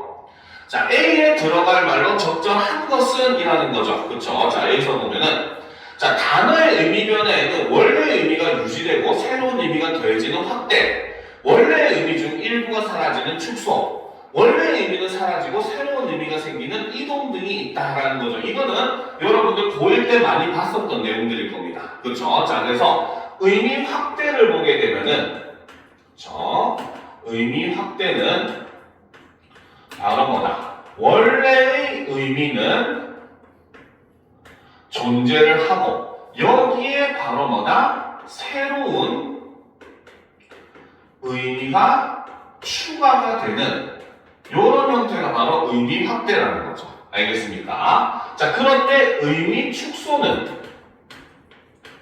그렇죠? 의미 축소라고 하는 것은 바로 뭐다? 원래의 의미 중에 의미는 일정 부분 유지하지만 여기에 일부 의미가 소실되는, 소실이 되는 이런 경우를 의미 축소라고 하죠. 고1 때 여러분들이 봤었던 것 중에 대표적인 게 바로 놈이라고 하는 단어가 있었죠. 그렇죠? 놈이라고 하는 단어는 중세국어에서는 남자를 나타내는 일반 명사였어요. 그건 여자도 마찬가지예요. 여자도 겨집이라는 말로 여성을 나타내는 일반 명사로 썼거든요. 알겠죠? 근데 현대로 오면서 놈이나 계집이라는 말은 뭐가 됐어? 남자와 여자를 뭡니까? 일종의 비하하는, 그죠? 비속어로서 의미가 변화를 했잖아요. 그죠? 남자를 표현하는 거, 여자를 표현하는 거라는 의미는 동일하지만 바로 뭐다? 여기서 일반적인 의미를 나타낸다는 의미가 사라지고 비하하는 말이라고 해서 의미가 줄어들었죠. 이런 걸 의미 축소라고 합니다. 자, 그 다음 의미 이동 같은 경우는 얘는 원래 의미 자체가 아예 소실이 됩니다. 의미가 소실이 되고 새로운 의미가 부여가 되는 형태를 의미 이동이라고 하죠. 대표적으로 용비어천가에 보면은 곧 좋고 여름 하나니라고 했을 때 여름 같은 경우는 중세에는 열매라는 뜻으로 쓰였지만 현재에는 뭡니까? 여름이라는 건 계절의 의미 중에 하나로 쓰이게 되잖아요. 그렇죠? 이런 거는 의미 이동이다. 이렇게 볼 수 있다는 거죠. 자, 여기서 보면 이미 솔직히 말해서 다 제시를 해주고 있어요. 사이는 의미의 확대의 예의고고, 그 다음에 놀다라는 말은 의미가 축소된 예의고고, 그 다음에 즈음하다라는 것은 즈음하다라는 걸로 의미의 이동을 나타내는 대표적인 예의다라고 아예 대놓고 여기서 제시를 해줬습니다. 알겠습니까? 자, 그럼 이제 보다 합시다. 그래서 이를 확정할 수 있는 중세국어와 현대국어의 자료를 아래에 제시했어요. 이들 단어의 의미 변화를 설명하기 위해 확인해야 할 정보가 무엇인지 말해봅시다 라는 거죠. 자, 기억의 내용을 보면은, 그렇죠? 자, 사질. 자, 이렇게 표현을 했죠. 이거는 사지 더하기 관형, 리을 이렇게 붙은 거죠. 목적격 조사라고 볼 수 있겠죠. 그쵸? 자, 이것이 현대국어에서는 바로 뭐다? 사이좋은 가족이다라고 했죠. 얘는 의미가 축소가 됐대요. 중세에는 바로 뭐다? 도적 사이라고 해서 바로 대상들, 그쵸? 가운데를 나타내는 그런 의미로 사용이 됐습니다. 알겠습니까? 그런데 현대에 오면서는 사이 좋은 가족이라고 예문을 제시해주죠. 그런데 사이라는 것에 두 대상들의 가운데라는 의미는 여전히 존재를 합니다. 그쵸? 그죠? A라는 친구와 B라는 친구의 사이에 C라는 친구가 있다라고 하면 뭐야? 이때는 A, B 가운데라는 의미가 돼버리잖아요. 그죠? 그래서 사이라는 의미는, 원래 의미는 존재를 한다는 거죠. 그래서 이 사이는 원래 의미라고 하는 것은 여전히 존재를 하더라는 겁니다. 알겠죠? 그런데 사이 좋은 가족에서 사이는 바로 무슨 뜻이다? 바로 관계, 친밀감, 이런 것들을 얘기하는 의미가 추가가 되었죠. 그렇죠? 이것은 바로 새로운 의미가 추가가 되고 있는 이런 모습을 볼 수가 있더라는 겁니다. 알겠습니까? 자, 그래서 이제 이거는 기읍과 리을을 비교를 한 거죠. 그쵸? 자, 그 다음 니은을 보도록 합시다. 자, 니은은 여기서 이제 놀다는 축소를 경험한 단어다라고 돼 있어요. 그쵸? 그래서 여기서는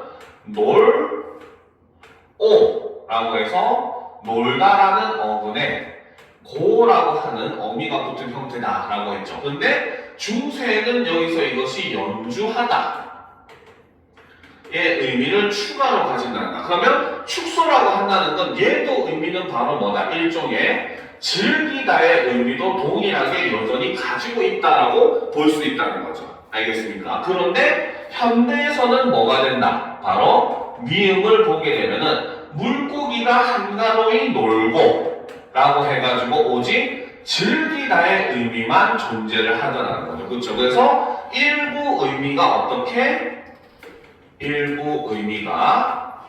소실이 되는 이런 모습을 볼 수가 있더라는 겁니다. 알겠습니까? 알겠죠? 그렇죠? 그러니까 이때는 놀다라는 말이 연주하다는 말로 현대말로 분석을 했을 때 대체가 되고 있는 모습을 볼 수가 있다는 거죠. 알겠죠? 자, 그 다음 이제 디귿을 보게 되면은, 그렇죠? 즈음하고, 자, 디귿이 즈음하고 이렇게 돼 있죠, 그렇죠? 그래서 즈음하고라고 하는 아래 했잖아요, 그렇죠? 즈음하고라고 하는 게 여기서는 뜻이 바로 뭐다? 푸른 문이 사이에 있고라고 해서 즈음하고는 중세에는 사이에 있다 이런 의미로 쓰였다는 거죠. 그런데 현대로 오게 되면 비읍을 보게 되면은 그 다음에 현충일에 즈음하여 라고 썼고 이때는 바로 뭐다? 특정 시기 가까이에 이런 의미로 사용이 되고 있다는 거죠. 그러니까 얘는 아예 원래 의미가 소실이 되었고 여기서는 새로운 의미가 부여가 되는 이런 모습을 볼 수가 있다는 거죠. 그래서 여기서 의미 이동을 겪었다 이렇게 얘기한 겁니다. 알겠습니까?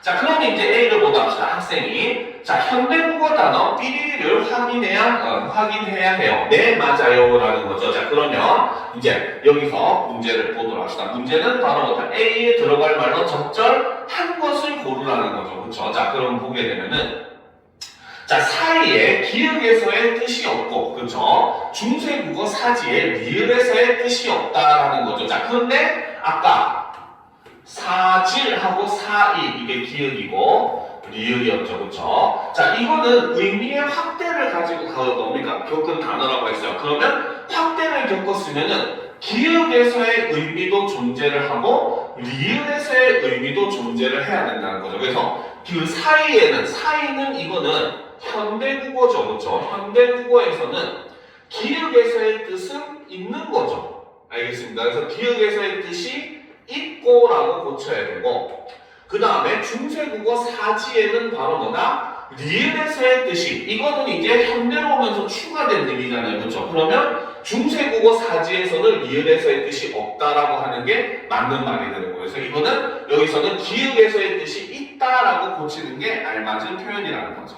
알겠습니까? 자, 2번 놀다에는 그렇죠. 자, 놀다에는 이거는 의미 축소를 겪은 거죠. 그래서 현대국어인 놀다에는 니은에서의 뜻이 있고, 자, 니은에서 연주하는 뜻이 있습니까? 현대국어에는 없다고 했죠. 그렇죠? 여기서는 니은에서의 뜻이 없고, 자, 중세국어 놀다에는 니은에서의 뜻이 어때? 이거는 의미 축소를 겪은 단어이기 때문에 원래는 이 단어의 뜻도 니은에는 존재를 한다고 봐야 되겠죠. 그래서 니은의 뜻이 있음이라고 봐야 되겠죠. 그죠? 자, 그 다음 이제 뭐도 합시다. 놀다에 니은에서의 뜻이 없고 자, 놀다에서는 바로 뭐다? 니은에서 연주하다의 뜻은 없죠. 이거는 맞는 말이죠. 그렇죠? 그런데 중세국어 놀다에 미음에서의 뜻이 없다? 미음에서의 뜻은 어때? 여전히 있다라고 봐야 되죠. 의미 축소를 겪은 단어이기 때문에. 알겠습니까? 자, 4번 지음하다에는 디귿에서의 뜻이 없고, 그렇죠? 사이에 있다는 원래 의미가 사라졌죠. 현대국어에서는. 반대로 중세국어 지음하다에서는 비읍의 뜻이 있습니까? 없죠. 이거는 의미이동이기 때문에 둘 다 양쪽에는 각자의 뜻이 존재하지 않습니다.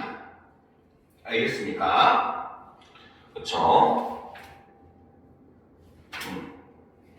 자, 그 다음에 이제 또 계속 보도록 합시다. 지음하다에는 디귿에서의 뜻이 없고, 그래서 지음하다는 중세국어의 뜻이 없고, 중세국어 지음하다에서는 비읍에서 현대국어에서의 뜻이 없다. 의미 이동에 했었기 때문에 얘는 맞는 말이죠. 그래서 정답은 5번이 되는 겁니다. 알겠습니까? 이해가 돼요? 이해 안 되면 질문하셔야 돼요. 알겠죠? 알겠습니까? 그렇죠? 자, 다음 문제로 넘어가 보도록 합시다. 그렇죠? 자, 39번 문제 보도록 합시다. 자, 다음은 중세국어 목적격 조사의 사용에 대한 수업의 일부이다. 기획부터 리을에 대한 설명으로 적절한 것은 이라는 거죠. 자, 아까 얘기했었던 목적격 조사에 사용된 내용이 여기에서 나오는 내용입니다. 알겠죠? 자, 봅시다. 중세국어 목적격 조사는 을을 외에도 알날도 있었어요. 체험 끄듬절에 받침이 있으면 알을, 받침이 없으면 랄들을 결합했어요 라는 거죠. 자, 그래서 중세 목적격 조사는 그렇죠? 목적격 조사는 현대랑 다르게 네 종류가 있었다는 거죠. 바로 알, 을, 랄, 를 이렇게 네 종류가 있었다는 겁니다. 알겠습니까? 자, 그랬을 때 첫 번째 앞에 있는 체험 끝 음절에 종성이 있으면은 그렇죠? 있는 경우에는 바로 뭐다? 을이나 알을 썼다는 거죠. 그렇죠? 근데 이때 나눠지는 게 바로 뭐다? 받침이 있고 자, 그 다음에 양성모음 뒤에는 모음의 뒤에는 무엇을? 알을 음성모음의 뒤에는 무엇을?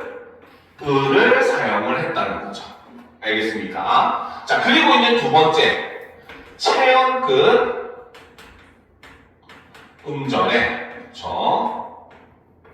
종성이 없는 경우, 모음만 있는 경우라고 볼 수 있겠죠. 이때는 어떻게? 역시 마찬가지 양성모음 뒤에서는 무엇을? 라를 반대로 음성모음 뒤에서는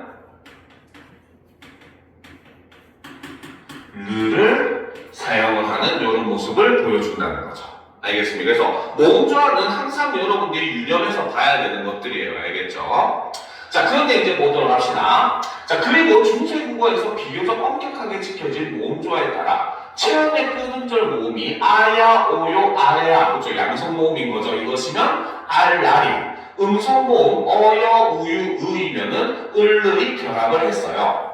자, 그럼 끝음절 끄듬절 모음이 중성 모음 이인체어는 어떤 형태의 목적격 조사와 결합했나요? 그 경우는 모음조화와 무관하게 바로 뭐다? 받침의 유무로만 조사가 결정이 되면서 을을 또는 물론 알랄과도 결합할 수가 있었어요.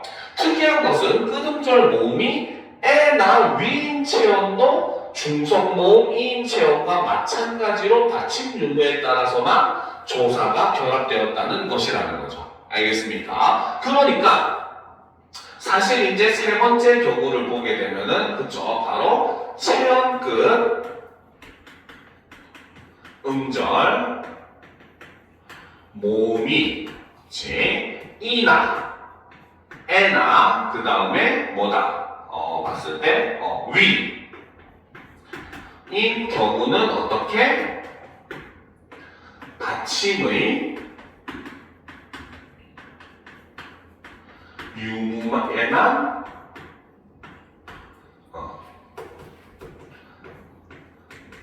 따른다는 거죠. 그래서 받침이 종성이 있는 경우는 어떻게? 아를 써도 되고 을을 써도 된다는 것이고 반대로 받침이 없는 경우는 어떻게? 라를 써도 되고 느를 써도 되는 둘 다 써도 되는 이런 형태를 볼 수가 있다는 겁니다. 알겠습니까? 자, 계속 봅시다. 그래서 그럼 지금까지 배운 내용에 맞게 다음 중에 중세 국어 단어들을 기읍부터 리을에 넣어보세요 라는 거죠. 그렇죠? 자, 그러면 첫 번째 단어부터 한번 살펴보도록 합시다. 요거는 다 지워도 되겠죠? 그렇죠? 자, 요것만 일단 좀 지우고 한번 살펴보도록 합시다. 자, 첫 번째 단어인 두께. 자, 두께 같은 경우는 마지막이 뭘로? 에로 끝났죠. 그렇죠? 에로 끝났죠. 어인 에로 지금 끝이 나는 모습을 볼 수가 있습니다. 그렇죠? 그러면 뭐다? 요 세 번째의 뭡니까? 적용을 받겠죠. 그러면 이 뒤에 붙을 수 있는 목적격 조사는 뭐가 될 수 있다? 받침이 없으니까 라이 와도 되고 르이 와도 되는 형태를 볼 수가 있다는 거죠. 그러면 두 분 바로 뭐다? 리을에도 집어넣을 수가 있고 그 다음에 니은에도 그 다음 리을에도 이렇게 집어넣을 수가 있다는 거죠. 그죠? 자, 두 번째 단어 바랄 보도록 합시다. 자, 두 번째 단어 바랄을 보게 되면은 자, 이 경우는 종성이 있죠. 그러니까 알 또는 을만 됩니다. 그렇죠? 그런데 바랄은 지금 아래하고 전부 다 양성모음만 취급하고 있어요. 물론 우리는 모음조 할 때는 끝에 있는 모음만 보면 되긴 합니다. 알겠죠? 자, 끝에 있는 게 아래아이기 때문에 양성모음을 취하고 있죠. 그러면 얘는 뭐가 와야 된다? 알이 와야 된다는 거죠. 알겠죠? 그러면 기역에는 뭐가? 바랄이 이렇게 위치를 할 수 있다는 거죠. 알겠습니까? 자, 그 다음 3번을 보게 되면 염규. 자, 염규라고 하는 단어는 앞에 종성이 없기 때문에 뭡니까? 알, 을 이 둘 중에 하나가 와야 되는데 유는 음성모음이죠. 그렇죠? 그러니까 같은 음성인 을이 여기에 위치를 해야 된다는 겁니다. 그래서 을에 해당하는 것은 바로 디귿에 뭐가 들어간다? 바로 염규가 이렇게 들어간다는 거죠. 그렇죠? 받침이 없기 때문에 늘이 와야 되네. 왜 이렇게 치매인가? 그쵸? 그러면 염규는 어디로? 여기. 두께하고 염규가 여기에 와야 돼요. 받침이 없으니까 늘이 맞죠? 자, 그 다음 이제 네 번째. 아반님을 보게 되면 자, 아반님은 뭡니까? 종성이 있기 때문에 알, 을 둘 중에 하나만 오면 돼요. 근데 마지막 모음이 이잖아요. 그쵸? 그렇기 때문에 이 경우는 알이 와도 되고 을이 와도 되는 형태. 그쵸? 그래서 얘는 아반님은 이렇게 위치를 기읍과 디귿에 위치를 할 수가 있다는 거죠. 그쵸? 자, 그리고 마지막은 아니고 다섯 번째 꿈을 보게 되면은 꿈은 역시 종성이 있고 우가 음성모음이기 때문에 뭐만 올 수 있다? 바로 을만 올 수가 있겠죠. 그러면 을이 위치하는 아바님 옆에 꿈을 이렇게 집어넣어야겠죠. 그쵸? 자, 그리고 이제 마지막 6번째. 벼로. 자, 요거는 이제 바로 보다 끝에가 오로 끝났기 때문에 양성모음이고 종성이 없죠. 그렇기 때문에 얘는 랄이 아니라 랄이 붙어야 됩니다. 알겠습니까? 그래서 랄이 오는 게 바로 여기 부분 두께하고 벼로 요렇게 보시면 되겠죠. 알겠습니까? 자, 그러면 이제 답이 될 수 있는 것은 몇 번밖에 없다? 몇 번밖에 없다? 답이 될 수 있는 건 바로 3번이라는 거죠. 그렇죠? 아버님하고 꿈이 거기에 들어갈 수 있는 거다 라는 거죠. 기억에 들어가는 거는 바로 뭐다? 아까도 얘기했지만 바랄하고 아버님도 기억에 들어갈 수 있었고, 그렇죠? 니은에 들어갈 수 있는 것은 바로 뭐다? 니은에는 두께랑 벼로가 들어가야 되고, 리은에 들어가는 것은 바로 뭐다? 리을은 두께랑 영규가 들어가야 되고, 그렇죠? 니은과 리을에 공통으로 들어갈 수 있는 것은 니은과 리을에 공통으로 들어가는 건 두께가 공통으로 들어가고 있기 때문에 정답은 3번이라는 거죠. 알겠습니까? 자, 다음 문제로 넘어가 보도록 합시다.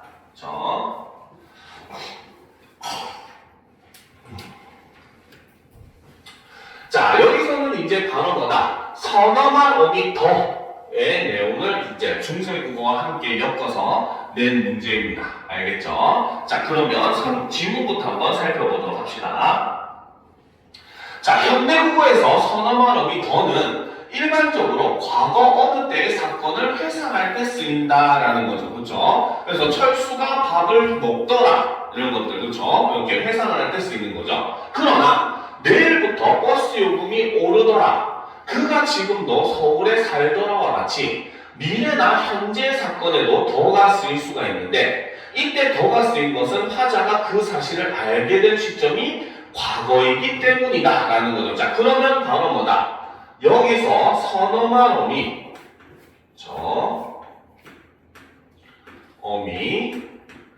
더의 쓰임을 살펴보게 되면은 바로 뭐다? 이거는 과거, 그쵸? 어느 때의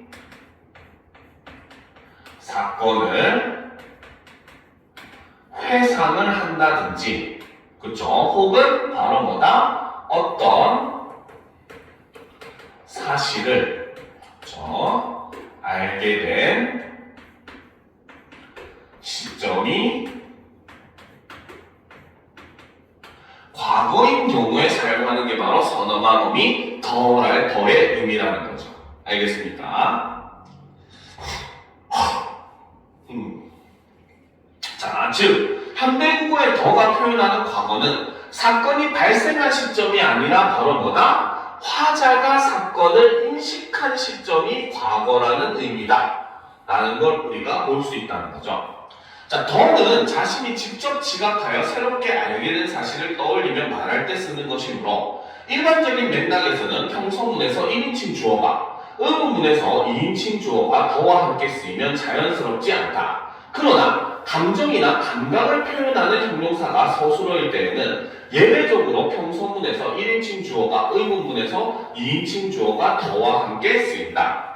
중세국어에서 선어만 어미 더는 현재나 미래의 사건에 쓰이지 않았으며 주어의 인칭과 관련하여 현대국어의 더 가지는 특징도 나타내지 않았다. 이는 중세국어의 더가 현대국어의 더와 달리 단순히 사건이 과거에 발생한 것임을 나타낼 뿐, 즉 중세국어에서, 그렇죠? 중세국어에서 선어말 어미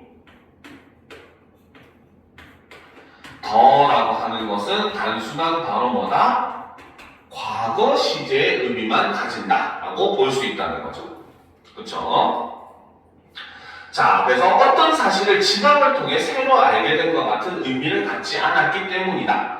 중세국어의 더는 환경에 따라 실현되는 형태가 다양했는데 문장의 주어가 1인칭인 화자 자신일 때 나타나는 선어말 어미 오와 결합하면 융합형인 다로 사용된다. 그래서 선어말 어미 더는 첫 번째로, 그쵸? 자, 1인칭 주어를 가지는 경우는 바로 뭐다? 뭐뭐 더, 선어말 어미의 무엇이 결합한다. 그 다음에 자실 때 나타내는 선어말 어미 오. 이것과 결합을 해서 뭘로? 다로 변화를 한다는 거죠.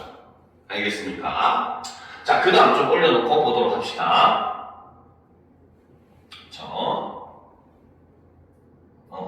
자, 그 다음 보도록 합시다. 자, 그 다음 서술격 조사 이다의 이 뒤에서는 러로 실현되었다. 두 번째, 서술격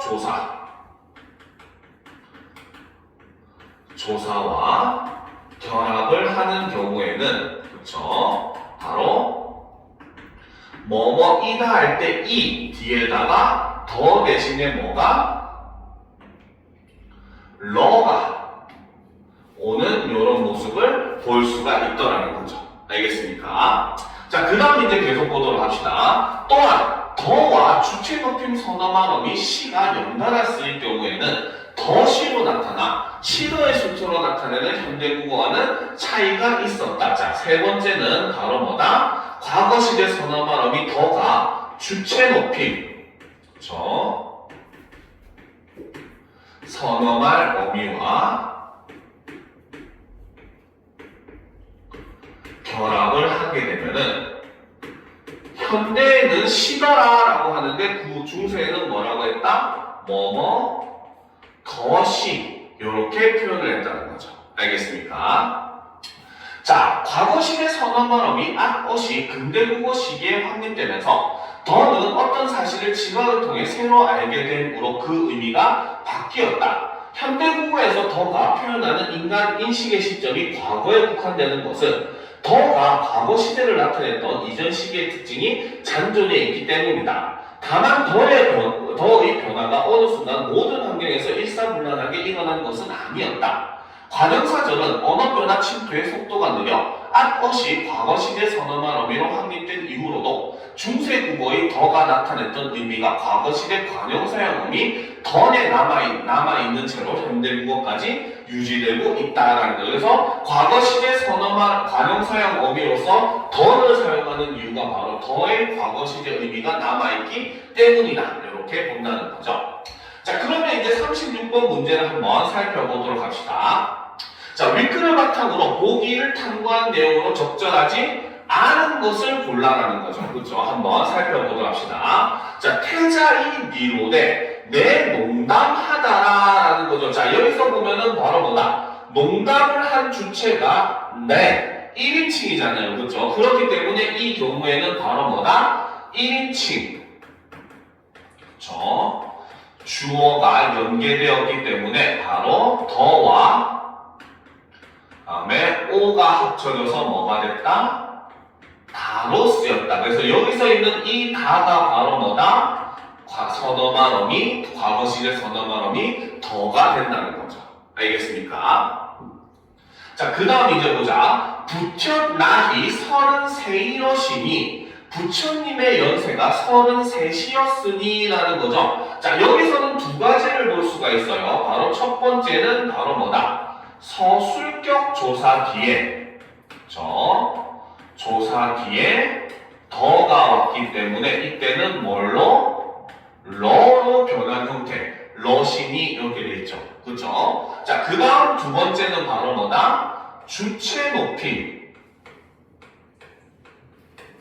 선어말 어미랑 결합을 했기 때문에 어떻게 이때는 그쵸? 화장품에서 아니죠. 러시로 표기를 한다는 거죠. 알겠습니까? 왜? 지금으로 따지면 시더라 이렇게 해야 되는데 이때는 오히려 주체 높임 선어말 어미가 뒤에 쓰이는 모습을 보여주더라는 겁니다. 알겠습니까? 자, 그 다음 세 번째 디귿을 보면 내 하던 일이 그 뭡니까? 신이 외다 사이다 라고 해서 내 해가 하던 일이 신이 잘못되었습니다 라는 거죠. 자, 여기서도 지금 과거 시제 관형사형 어미로 동일하게 던을 사용을 하고 있다는 거죠. 알겠습니까? 자, 그런데 현대국어의 예를 보게 되면은 내일부터 오르던 버스 요금은 첫 차부터 적용된다. 여기서는 이거는 바로 뭡니까? 문법에 어긋난 비문법적 요소라고 볼 수 있다는 거죠. 그래서 이 경우는 어떻게? 내일부터 오르는 버스 요금은 이라고 해야지 맞는 표현이 되겠죠. 그쵸? 자, 그럼 이제 우리가 36번 선지를 한번 보도록 합시다. 그쵸? 자, 기읍은 중세 국어에서 감정이나 감각을 표현하는 형용사가 서술어인 경우가 아님에도, 그쵸? 자, 적절하지 않은 걸 고르라네요. 자, 그래서, 형용사의 서술어가 아님에도 평소문의 1인칭 주어가 더와 함께 쓰였음을 보여주는 건 맞습니까? 틀립니까? 이거는 맞다고 볼 수 있겠죠. 그쵸? 내 농담 하더라라고 표현을 함으로써 바로 뭡니까? 1인칭 주어가 더와 함께 쓰이고 있는 모습을 보여주더라는 거죠. 알겠습니까? 자, 그 다음 2번. 그쵸? 자, 니은은 자, 중세 국어에서 더와 시가 연이었을 때 현대 국어와는 서너만 어미의 결합 순서가 달랐음을 보여주는 것. 역시 이것도 맞죠? 그죠? 주체 높임에 서너만 어미가 붙을 때 현대에는 주체 높임 다음에 과거 시제 더가 오는 건데 중세에는 과거 시제 다음에 주체 높임에 서너만 어미가 오고 있으니까 위치가 다르다고 볼 수가 있겠죠. 자, 기읍과 니은은 중세 국어 더가 환경에 따라 다양한 형태로 실현되었음을 보여주는 거. 그쵸? 바로 서술격 조사 뒤에서는 러로 쓰이는 일종의 이형태의 모습을 보여준다라고 볼 수 있겠죠. 그러니까 이것도 맞다고 볼 수 있습니다. 그쵸? 4번.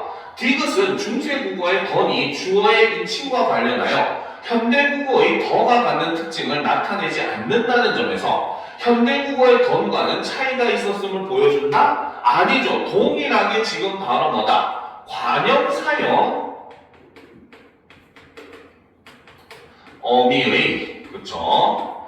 과거 시제는 그쵸? 어떻다? 바로 중세 국어 더의 그쵸? 과거 시제 흔적이 유지가 되고 있는 모습을 보여주기 때문에 현대 국어의 던과는 차이가 없었다 라고 보는 게 맞다는 거죠. 알겠습니다. 그래서 이거는 4번 같은 경우는 중세 국어의 던이 바로 뭐다? 현대 국어의 관형사용어미 던과 동일한 의미를 나타내준다라고 마지막에 보면 현대 국어까지 유지되고 있는 모습을 나타낸다라고 해야 맞는 말이 되겠죠. 그래서 정답은 4번이 되는 겁니다. 알겠습니까? 자, 5번을 보게 되면 리을은 중세 국어의 더가 나타냈던 의미가 현대 국어의 던에 남아있기 때문에 던이 미래 사건에 쓰일 수 없음을 보여주는 거. 그쵸? 오르던이라고 하는 거는 관형사형 어미이기 때문에 과거의 의미를 나타낸다고 현대에도 동일하게 과거 의미를 나타낸다고 했었잖아요. 그쵸? 그러니까 이 경우에는 사용할 수가 없다라고 하는 게 맞다고 볼 수 있다는 거죠. 알겠습니까? 자, 그러면 이제 다음 문제 보도록 합시다. 아마 이것까지 하면 시간이 끝나지 않을까 싶기는 해요. 자, 보도록 합시다. 자, 훈민정음 반포 직후 간행된 용비어천과 석고상절, 원인청강지국을 보면 표기법이 통일되어 있지 않다. 그쵸? 아까도 얘기했지만 이때 당시에는 한글 맞춤법, 표기법이라고 하는 게 존재하지 않았었어요. 그쵸? 자, 그래서 예컨대 훈민정음 헬레문의 팔종성 가족용, 즉 기읍 뭡니까? 예비음, 디귿, 니은, 비읍, 미음, 시읍, 리을로 모든 그 소리를 표기할 수 있다는 원리는 세 문헌에서 모두 예가 보이는데 예가 되는 표기가 서로 달랐다. 즉 팔종성법이 각각의 용비어천과 석고상절, 원인청강지국에서 다르게 나타나더라라는 거죠. 자, 고유어의 이어적기와 끊어적기에서도 이들은 차이가 난다. 체험과 조사, 용언 어간과 어미의 결합에서 용비어천가와 석고상절은 이어적기 방식을 취했다라는 거죠. 자, 표기 방식은 그렇죠? 표기 방식을 정리를 하면은 그렇죠? 바로 용비어천가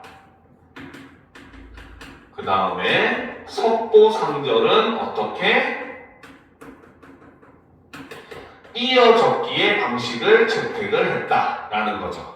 그렇죠? 이어적기가 바로 뭡니까? 소리 나는 대로 쓰는 거. 밥이라고 하는 명사에 이라고 하는 조사가 붙으면 소리대로 적을 때도 밥이 이렇게 적었어요. 인형 아니에요. 그렇죠? 이렇게 적었던 게 중세에는 발음이 그대로 표기에 반영되는 경우가 많았습니다. 알겠습니까? 자, 그런데 반면에 바로 뭐다? 그죠? 다만 석고상절은 체음의 끝소리가 그 옛 이음인데 주의, 주처럼 이어졌기도 하고 주문한처럼 끊어졌기도 하였다. 그런데 이제 두 번째 석보상절의 경우에는 자, 종성 옛 이응의 경우 이어졌기 끊어졌기가 혼용이 되는 이런 모습을 보여주더라는 거죠. 알겠습니까? 자, 그 다음 원인 청강지곡은 체온의 끝소리가 울림소리인 예비음, 니은, 미음, 니을, 반치음일 때와 용은 어간의 끝소리가 니은, 미음일 때 끊어졌기를 하였고, 자, 그런데 세 번째 원인 청강지곡의 경우에는 두 가지로 나눌 수가 있는데 첫 번째 바로 뭐다? 체온의 끝소리가 바로 예비음, 니은, 미음, 리을, 반치음인 경우 그 다음에 바로 뭐다? 용원, 어간 끝소리가 니은, 미음인 경우 이때는 어떻게? 끊어졌기를 했다는 거죠. 하였고 그 밖에는 이어졌기를 하였다라는 거죠. 그래서 두 번째 그 외 경우에는 이어졌기를 했다. 이렇게 볼 수 있다는 거죠. 다만 또 꾼을 그 다음에 말싸만 우주물에서는 이어졌기가 보인다라는 거예요. 근데 다만 예외적으로 얘네들은 이어졌기를 하는 모습을 보여주더라라는 거죠. 왜? 말싸만 해서 받침이 니은 바로 그 울림소리죠. 그 다음에 우주물도 역시 우줌에다가 을이 붙은 건데 역시 울림소리임에도 불구하고 여기서는 또 이어졌기를 하는 모습. 그 다음에 꾼을도 니은 받침이죠. 근데도 이어졌기를 한다는 거예요. 근데 그래서 여기서 이제 즉 여기에다가 예외가 존재를 하는 게 바로 뭐였다? 바로 꾼을 얘는 꾼 더하기 을이 된다는 거죠. 그 다음에 말싸만 요거는 원래는 말쌈 더하기 을이 된다는 거고. 그 다음에 우주물 이거는 원래는 우줌 더하기 을인데 여기서는 예외적으로 이어졌기가 쓰이고 있다라는 겁니다. 자, 사이소리 표기에서는 용비어청가는 기읍, 디귿, 비읍, 시읍, 여린, 히읗, 반치음을 썼는데 이 가운데 반치음은 나랑 이름, 임금, 마장, 발알, 우희 등과 같이 모음 및 니은, 미음, 리을 등의 울림소리 사이에서 나타났다라는 거죠. 자, 두 번째는 바로 사이소리. 요건 좀 지워도 되겠죠? 자, 요거는 좀 지우고. 자, 사이소리 표기를 한번 정리를 해주면 여기서 나온 거는 자, 두 번째 사이소리 표기는 자, 첫 번째 용비어 청가는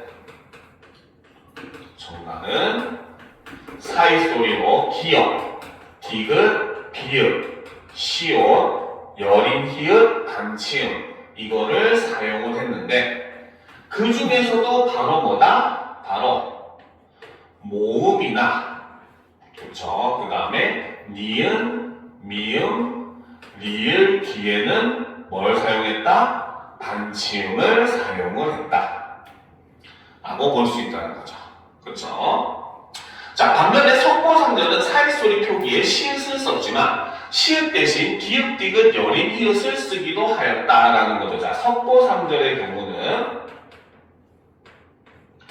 기본적으로 사이소리로 시읒을 사용을 했다는 거죠. 근데 여기에 추가적으로 간혹 가다가 기읍이나 디귿이나 여린, 히읗도 사용을 하는, 물론 그 빈도수가 매우 적기 때문에 이렇게 표현을 했겠죠. 그래서 이것도 사용하는 모습도 보이기를 했다는 거죠. 자, 근데 이와 달리 원인 첨강지곡은 사이소리 표기를 시읒으로 통일하였다. 자, 반면에 원인 첨강지곡은 첨강지곡이죠, 소리. 지곡은 바로 뭐다? 사이소리를 시읒으로 통일을 하는 이런 모습을 보여줬다는 거죠. 그래서 현대국어에서 촛불의 시읒처럼 합성어의 사이소리 표기에 남아있다. 한자를 적을 때에는 용비어첨가는 따로 한자의 음을 제시하지 않았지만 석고상절은 한자를 적고 이어서 그 한자의 음을 제시했으며 원인 첨강지곡은 한자의 음을 적고 이어서 그 한자를 제시하였다라는 거죠. 이거 지워도 되겠죠. 자, 한자 표시도 방법이 달랐는데, 그렇죠? 자, 한자음의 표기의 경우 첫 번째, 용비어첨가는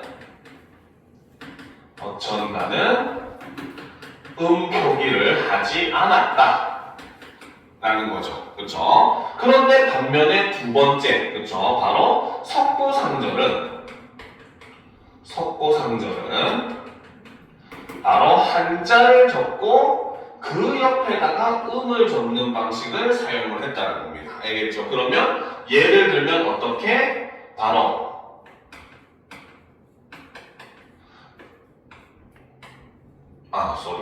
강이 아니라 가. 요렇게 썼다는 거죠. 그쵸? 그래서 한자를 쓰고 옆에다가 음을 쓰는 방식을 썼다는 겁니다. 그런데 원인 첨강지곡은 바로 한자에 음을 적고 그 옆에다가 한자를 쓰는 방식. 그러면 예를 들면 강 쓰고 요렇게 집가자를 쓰는 요런 방식을 썼다는 겁니다. 알겠습니까? 자, 한편 용비어첨가는 순경음을 가진 다베다, 하바자를 이 형태로만 썼는데 석고상절은 다베다는 다베다나 다웨다로 썼고 하자바는 하오자로만 썼으며 원인 첨강지곡은 각각 다웨다, 하오자로만 썼다라는 거죠. 그렇죠? 자, 이거 치워도 되겠죠? 그렇죠? 자, 두 가지 단어의 표기 방식도 글자의 책마다 달랐는데, 그렇죠? 바로 다베다, 그렇죠? 다베다. 이게 현대말로 하면 되다라는 뜻이고, 자, 그 다음에 하바자,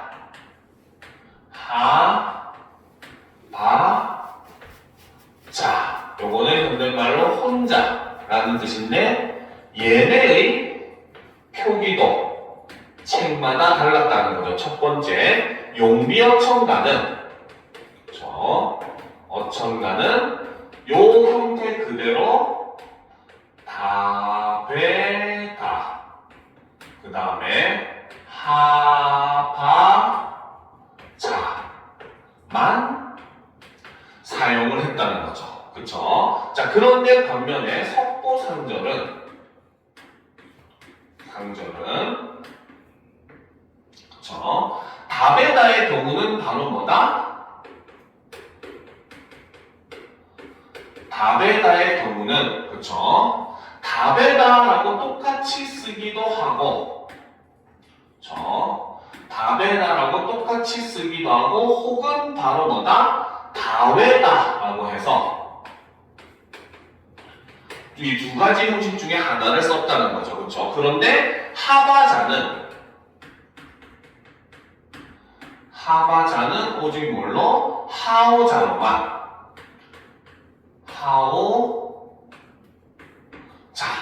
사용을 했다는 거죠. 자, 반면에 원인 첨강지곡은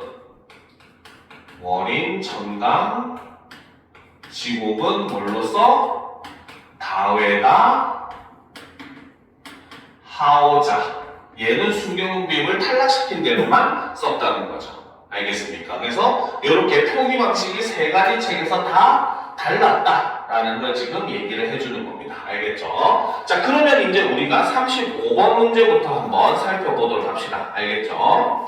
자, 위크를 바탕으로 이해한 내용으로 적절하지 않은 것은 이라고 되어 있죠. 자, 보시면 용비어천가에 나타나는 녹고와 빛은 팔정성 가주동의 원리에 어긋나는 예이다. 그렇죠. 녹고에는 피읍 받침을 썼고 빛에는 치읍 받침을 썼기 때문에 팔종성법에는 어긋나는 예라고 볼 수가 있다는 거죠. 그렇죠. 자, 2번 오날과 날 사이의 사이소리 표기는 용비어천가에서는 반치음을, 그렇죠. 아까 앞에서 용비어천가는 바로 뭐다? 모음과 울림소리 사이에는 반치음을 썼다고 했었잖아요. 그렇죠? 자, 그리고 원임청강지국에서는 시읒을 썼다. 원임청강지국은 아까 처음에 정리한 게 무조건 시읒으로만 통일을 했다라고 했기 때문에 맞다고 볼 수가 있습니다. 그렇죠?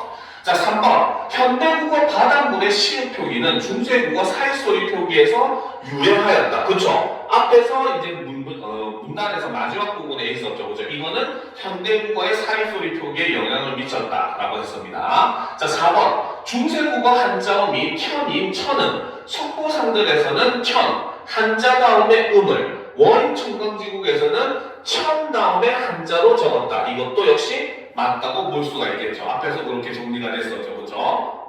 자, 마지막 혼자의 중세국어 표기는 바로 하자바 요거잖아요. 그렇죠? 용비어천가, 속보상절, 원임청강지국 세 문헌을 통틀어 세 가지가 나타난다? 아니죠. 답의 단은 두 가지. 그렇죠? 그 다음에 하바자도 두 가지. 통틀면은 뭡니까? 통틀어 두 가지씩 나타난다 라고 보는 게 맞겠죠. 그러니까 정답은 5번이 틀렸습니다. 그렇죠? 자, 36번 문제를 보도록 합시다. 자, A와 자료를 통해 탐구한 내용으로 적절하지 않은 것은 이라고 되어 있어요. 그렇죠? 자, A를 보게 되면은 속보상절에서 가에라고 되어 있는데, 자, A의 경우는 가제 이렇게 되어 있는데, 이것의 원래 형태는 바로 뭐다? 갓, 더하기 에 요거의 형태라는 거죠. 그쵸? 자, 그래서 이제 현대말로 해석하면 저쪽 가에라고 되어 있습니다. 알겠습니까? 그래서 갓이라고 하는 게 원래 원형이고 그 다음에 부사격 조사로 지금 에가 붙은 형태다라고 볼 수가 있다는 거예요. 알겠죠? 자, 그 다음 B는 담아 같은 경우에, 그쵸? 자, B 같은 경우에는 담아는 그대로 담다에 어미 아가 결합된 형태라는 거죠. 근데 이 경우에 담아라고 썼다는 거는 바로 뭐다? 끊어적기를 사용을 했다. 여기서는 지금 이어적기를 사용을 하고 있다. 이렇게 볼 수가 있겠죠. 그쵸? 자, 그 다음 이제 C.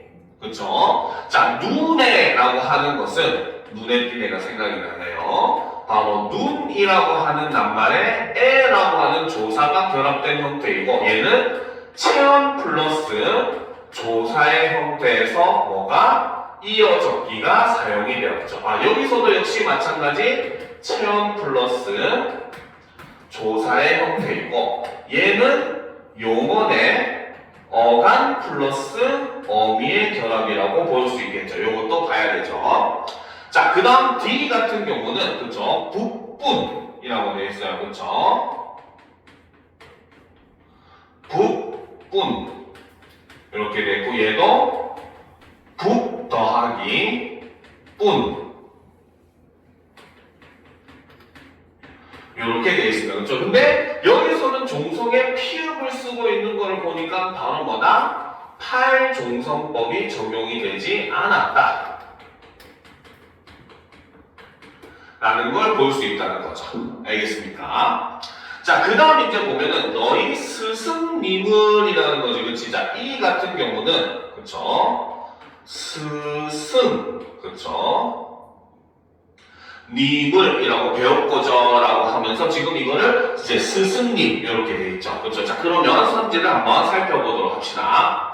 자, A는 용비어천가에서 가에로 가제로 적혀 있겠군. 용비어천가는 전부 다 바로 뭐다 이어적기를 하고 있었다라고 했었죠. 그렇죠? 선지에 보면은 용비어천가와 속보상절은 기본적으로 이어적기의 방식을 취했는데 속보상절에서는 일부 이어적기가 아닌 부분이 있다라고 했습니다. 그렇죠? 자, 2번 B는 속보상절에서 담아로 적혀 있겠군. 자, 속보상절에 보면은 바로 뭐다? 체온의 끝소리가 이응일 때는 이어적기와 그런 걸 다 했었지만 나머지는 전부 다 이어적기로 했기 때문에 속보상들에서는 이어적기인 다마로 적는 게 맞다는 거죠. 그렇죠? 자, 3번 C는 자, 원인 청강지국에서는 눈내로 적혀 있겠고, 자, 원인 청강지국은 바로 뭐다? 그쵸. 자, 체온의 끝소리가 울림소리일 때와 용언의 어간 끝소리가 니은미음일 때는 끊어 적기를 했다라고 되어 있죠. 그래서 눈의 그 받침이 니은, 울림소리이기 때문에 끊어 적기를 했다라고 봐야 되는 거죠. 그쵸. 자, 4번. 자, D는 북분이죠. 그쵸. 조사, 을과 결합하면 동일 문헌에서 북을로 적히겠군. 원인 청강지국은 바로 뭡니까? 그 체온의 끝소리가 울림소리일 때와 용언의 어간 끝소리가 니은니은일 때만 끊어적기를 했기 때문에 피읍 받침이 오는 경우는 끊어적기를 하지 않는 거죠. 그렇죠? 그래서 얘는 동일 문헌에서는 뭘로 쓰였다? 바로 부풀 요렇게 쓰여야 되겠죠. 그래서 정답은 4번이 된다라고 볼 수 있다는 거죠. 알겠습니까? 자, 5번. 이가 조사 이와 결합을 하면은, 그쵸? 바로 종성이 그 옛이음인 경우죠. 그쵸? 이때는 동일 문헌에서 바로 성고상절은 바로 뭐다? 체온의 끝소리가 옛이음일 때는 끊어적기를 하기도 하고 이어적기를 하기도 했다라고 했어요. 그래서 동일 문헌에서는 스스이나 스승이로 적히겠군. 그죠? 이어적기를 했거나 끊어적기를 해서 쓰는 경우가 있다. 이것도 역시 맞다고 볼 수가 있겠죠. 그래서 정답은 4번이 된다라는 겁니다. 알겠죠? 자, 오늘 수업은 여기까지 하도록 하겠습니다. 알겠습니까? 나머지 문제도 집에 가서 한번 풀어보도록 하세요. 알겠죠? 자, 이번 주 수업은 여기까지 하고 다음 주는 클리닉도 다 실시를 하니까 여러분들 시간 맞춰서 오시면 됩니다. 알겠습니까? 그러면은 여기까지 합시다. 다들 수고했습니다.